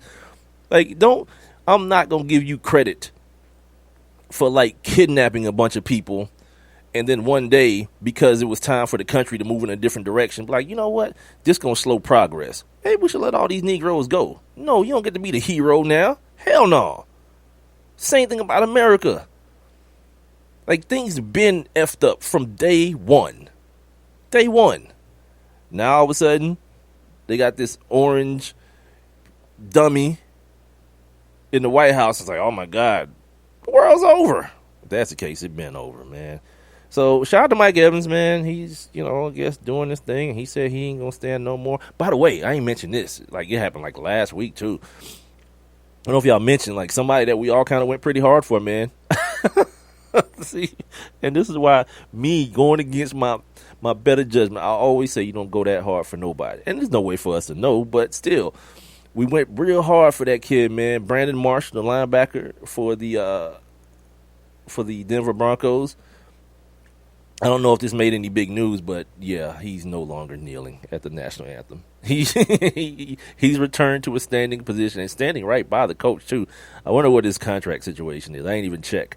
But yeah, he's standing right by Gary Kubiak now. His reasoning being that the time for gestures is over. It's time for action. And I'm thinking to my head, wait a minute. Hold on. So the whole time you was just kneeling? Like Colin Kaepernick immediately was like, $1 million. Gonna go host some seminars for some young kids, teach them about their rights and all this kind of stuff. Like, Brandon Marshall thought like that was the move. He was like, yeah, man, I'm doing my part. I'm kneeling. Now what? Okay, now that I'm standing, I'll do something else. As though it's like you can't chew bubble gum and walk at the same time. I'm like, what the hell is wrong with these cats, man? Like, I'm seriously asking that. Am I just being too overly? Because I'm the type of dude that if I'm going to do something, I'm going to do it. And if I'm not, I'm not. But like that half-assing, like, well, you know what? I was kneeling, but there's no more attention on it. So let me do this now? Like in a question way. I'm good, man. Like, I was skeptical of the whole situation early, and I should have just trusted myself. These cats don't.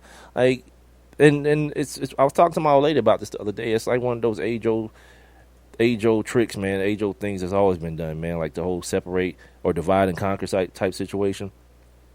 Like, far be it from me to think that even though they should probably understand, what it is for someone like a regular just citizen like me.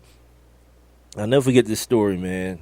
My homeboy told me when he was playing for the Redskins that it was around the time where Bush was running for president. And he was running on, like lightening up tax, giving tax breaks to the rich and all that kind of stuff. And so my man was like in the locker room. Cats was like, yeah, man, he's in D.C., by the way. Y'all better vote for Bush, man. Y'all better vote for Bush. And he said it was one cat. LeVar Arrington was the one cat in the locker room that was like, yo, but what about my people?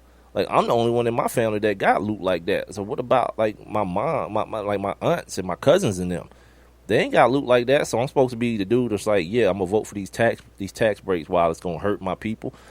And that kind of shows you, man, that once, like, we as black people, a lot of times, once we get to a certain level or status in life, cats may want to, they might feel that tugging on their heartstrings to give back and do all this kind of stuff, and let me form a what's it called, foundation and all that. Most of the time, man, them foundations, I'm going to keep it real with y'all.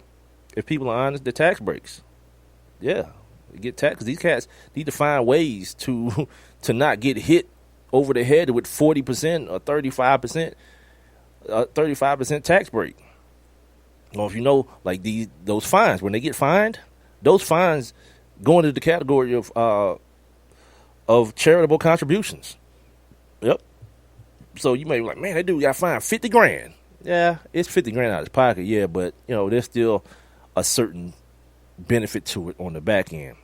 I know, it's crazy, but, no.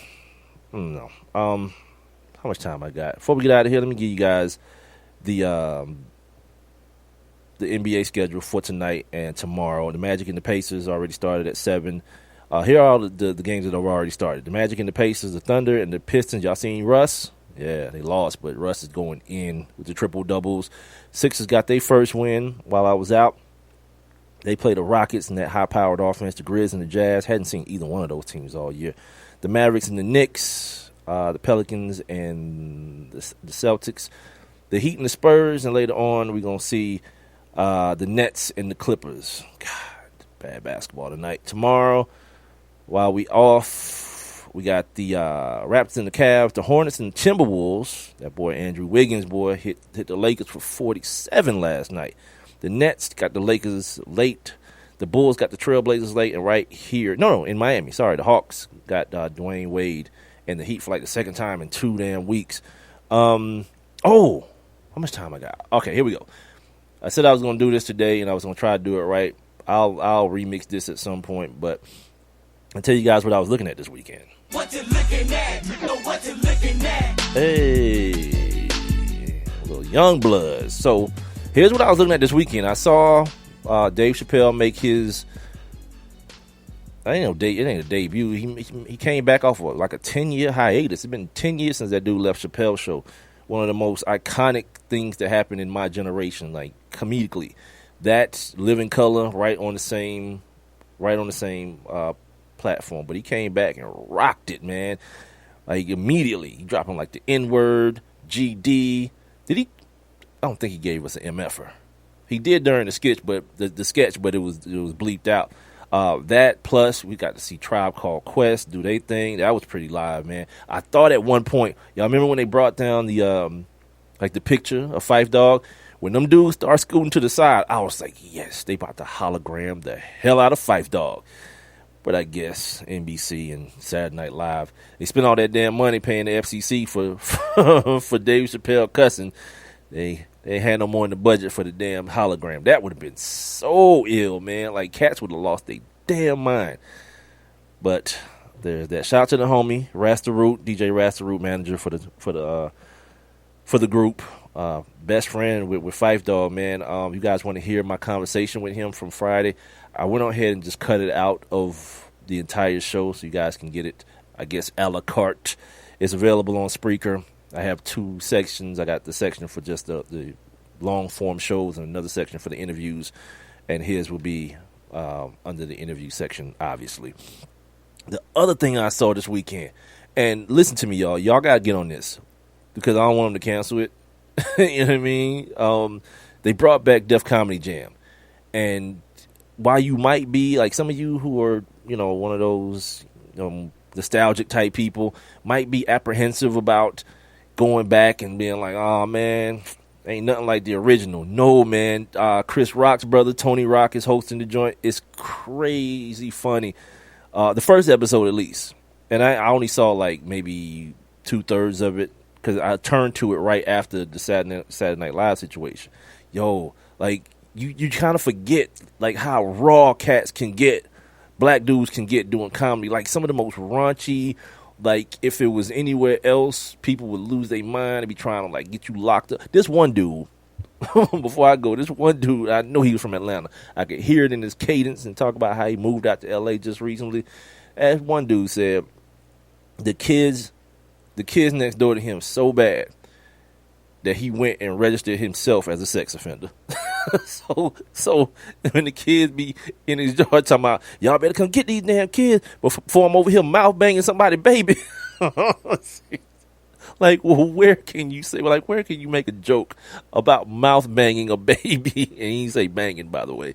Yeah, man. This other dude was on there talking about how he don't trust his woman. You know what I mean? Like, we get in a relationship, he don't trust the woman. And how, like, I don't even trust her trusting me. Like, when the homies be like, hey, dog, we about to have this bachelor party in Vegas, man. You ought to float through. Sure enough, man, I'm about to tell my old lady. So he go tell her, baby, I'm about to go to this bachelor party. The homie getting married. I'll be back on Tuesday. And then she turn out, turn up. Have fun. wait, why you so damn happy? And then the next thing you know, he called the boys back. Like, man, y'all go ahead, man. It's brought up some. Yeah, it was like, I'm probably not doing these jokes any justice, but it was mad funny, man. If you from my era, you know, using high school, sitting around at your homie house, whichever one of your homies had like the extended cable with like the pay channels, go over his house on Friday night, watch Def Comedy Jam, man. Yeah, it brought back some memories. It was good. You know, it was a couple cats that was, you know, kind of funny, but like there was some cats that had you actually like crying and losing your stuff, man. So you guys get a chance. If you didn't get a chance this weekend, Def Comedy Jam, and probably maybe on Wednesday, man. We might do this again, and I'll have the imaging more prepared, and I'll talk about I don't like this show Insecure. I don't know, man. It's some. I don't know. It came out the gate so strong and funny. Now it's like some heavy stuff going on in this damn show, man. I gotta ask Renee something too. I gotta remember to ask Renee. I want to ask her during the show, so I don't have a preview of her answer about one of the characters on the show. But anyway, we'll take care of all that Wednesday. Wednesday, my homie Renee's white crush, maybe just one of them. I don't know how many she's got, but I know about this one definitely. From Sporting News, fantasy football expert Matt Latosky. He'll be back this week. You know, he was on hiatus last week. The homie Willie Lovato sat in for him from Fantasy Football 24/7. Sat in for Matt last week. But Matt's back this week, so you guys make sure you take down the number 44902-8104. My Twitter and my Instagram at One Mike with Big Mike, as well as my Facebook, same thing. So that way, you got any questions, we're coming down the stretch here for fantasy football, getting into the playoffs and all this kind of stuff. Matt will get you straight. He'll do that on Wednesday. Don't forget the show is on demand on Spreaker, the Spreaker app. Tune in, onemikewithbigmike.com. Also on iTunes, iHeartRadio, Stitcher, Google Play Music, and you get the video and the audio on YouTube. Make sure you subscribe and like everything. Speaking of liking and subscribing, the vlog, the video log, N-Word, Just Leave.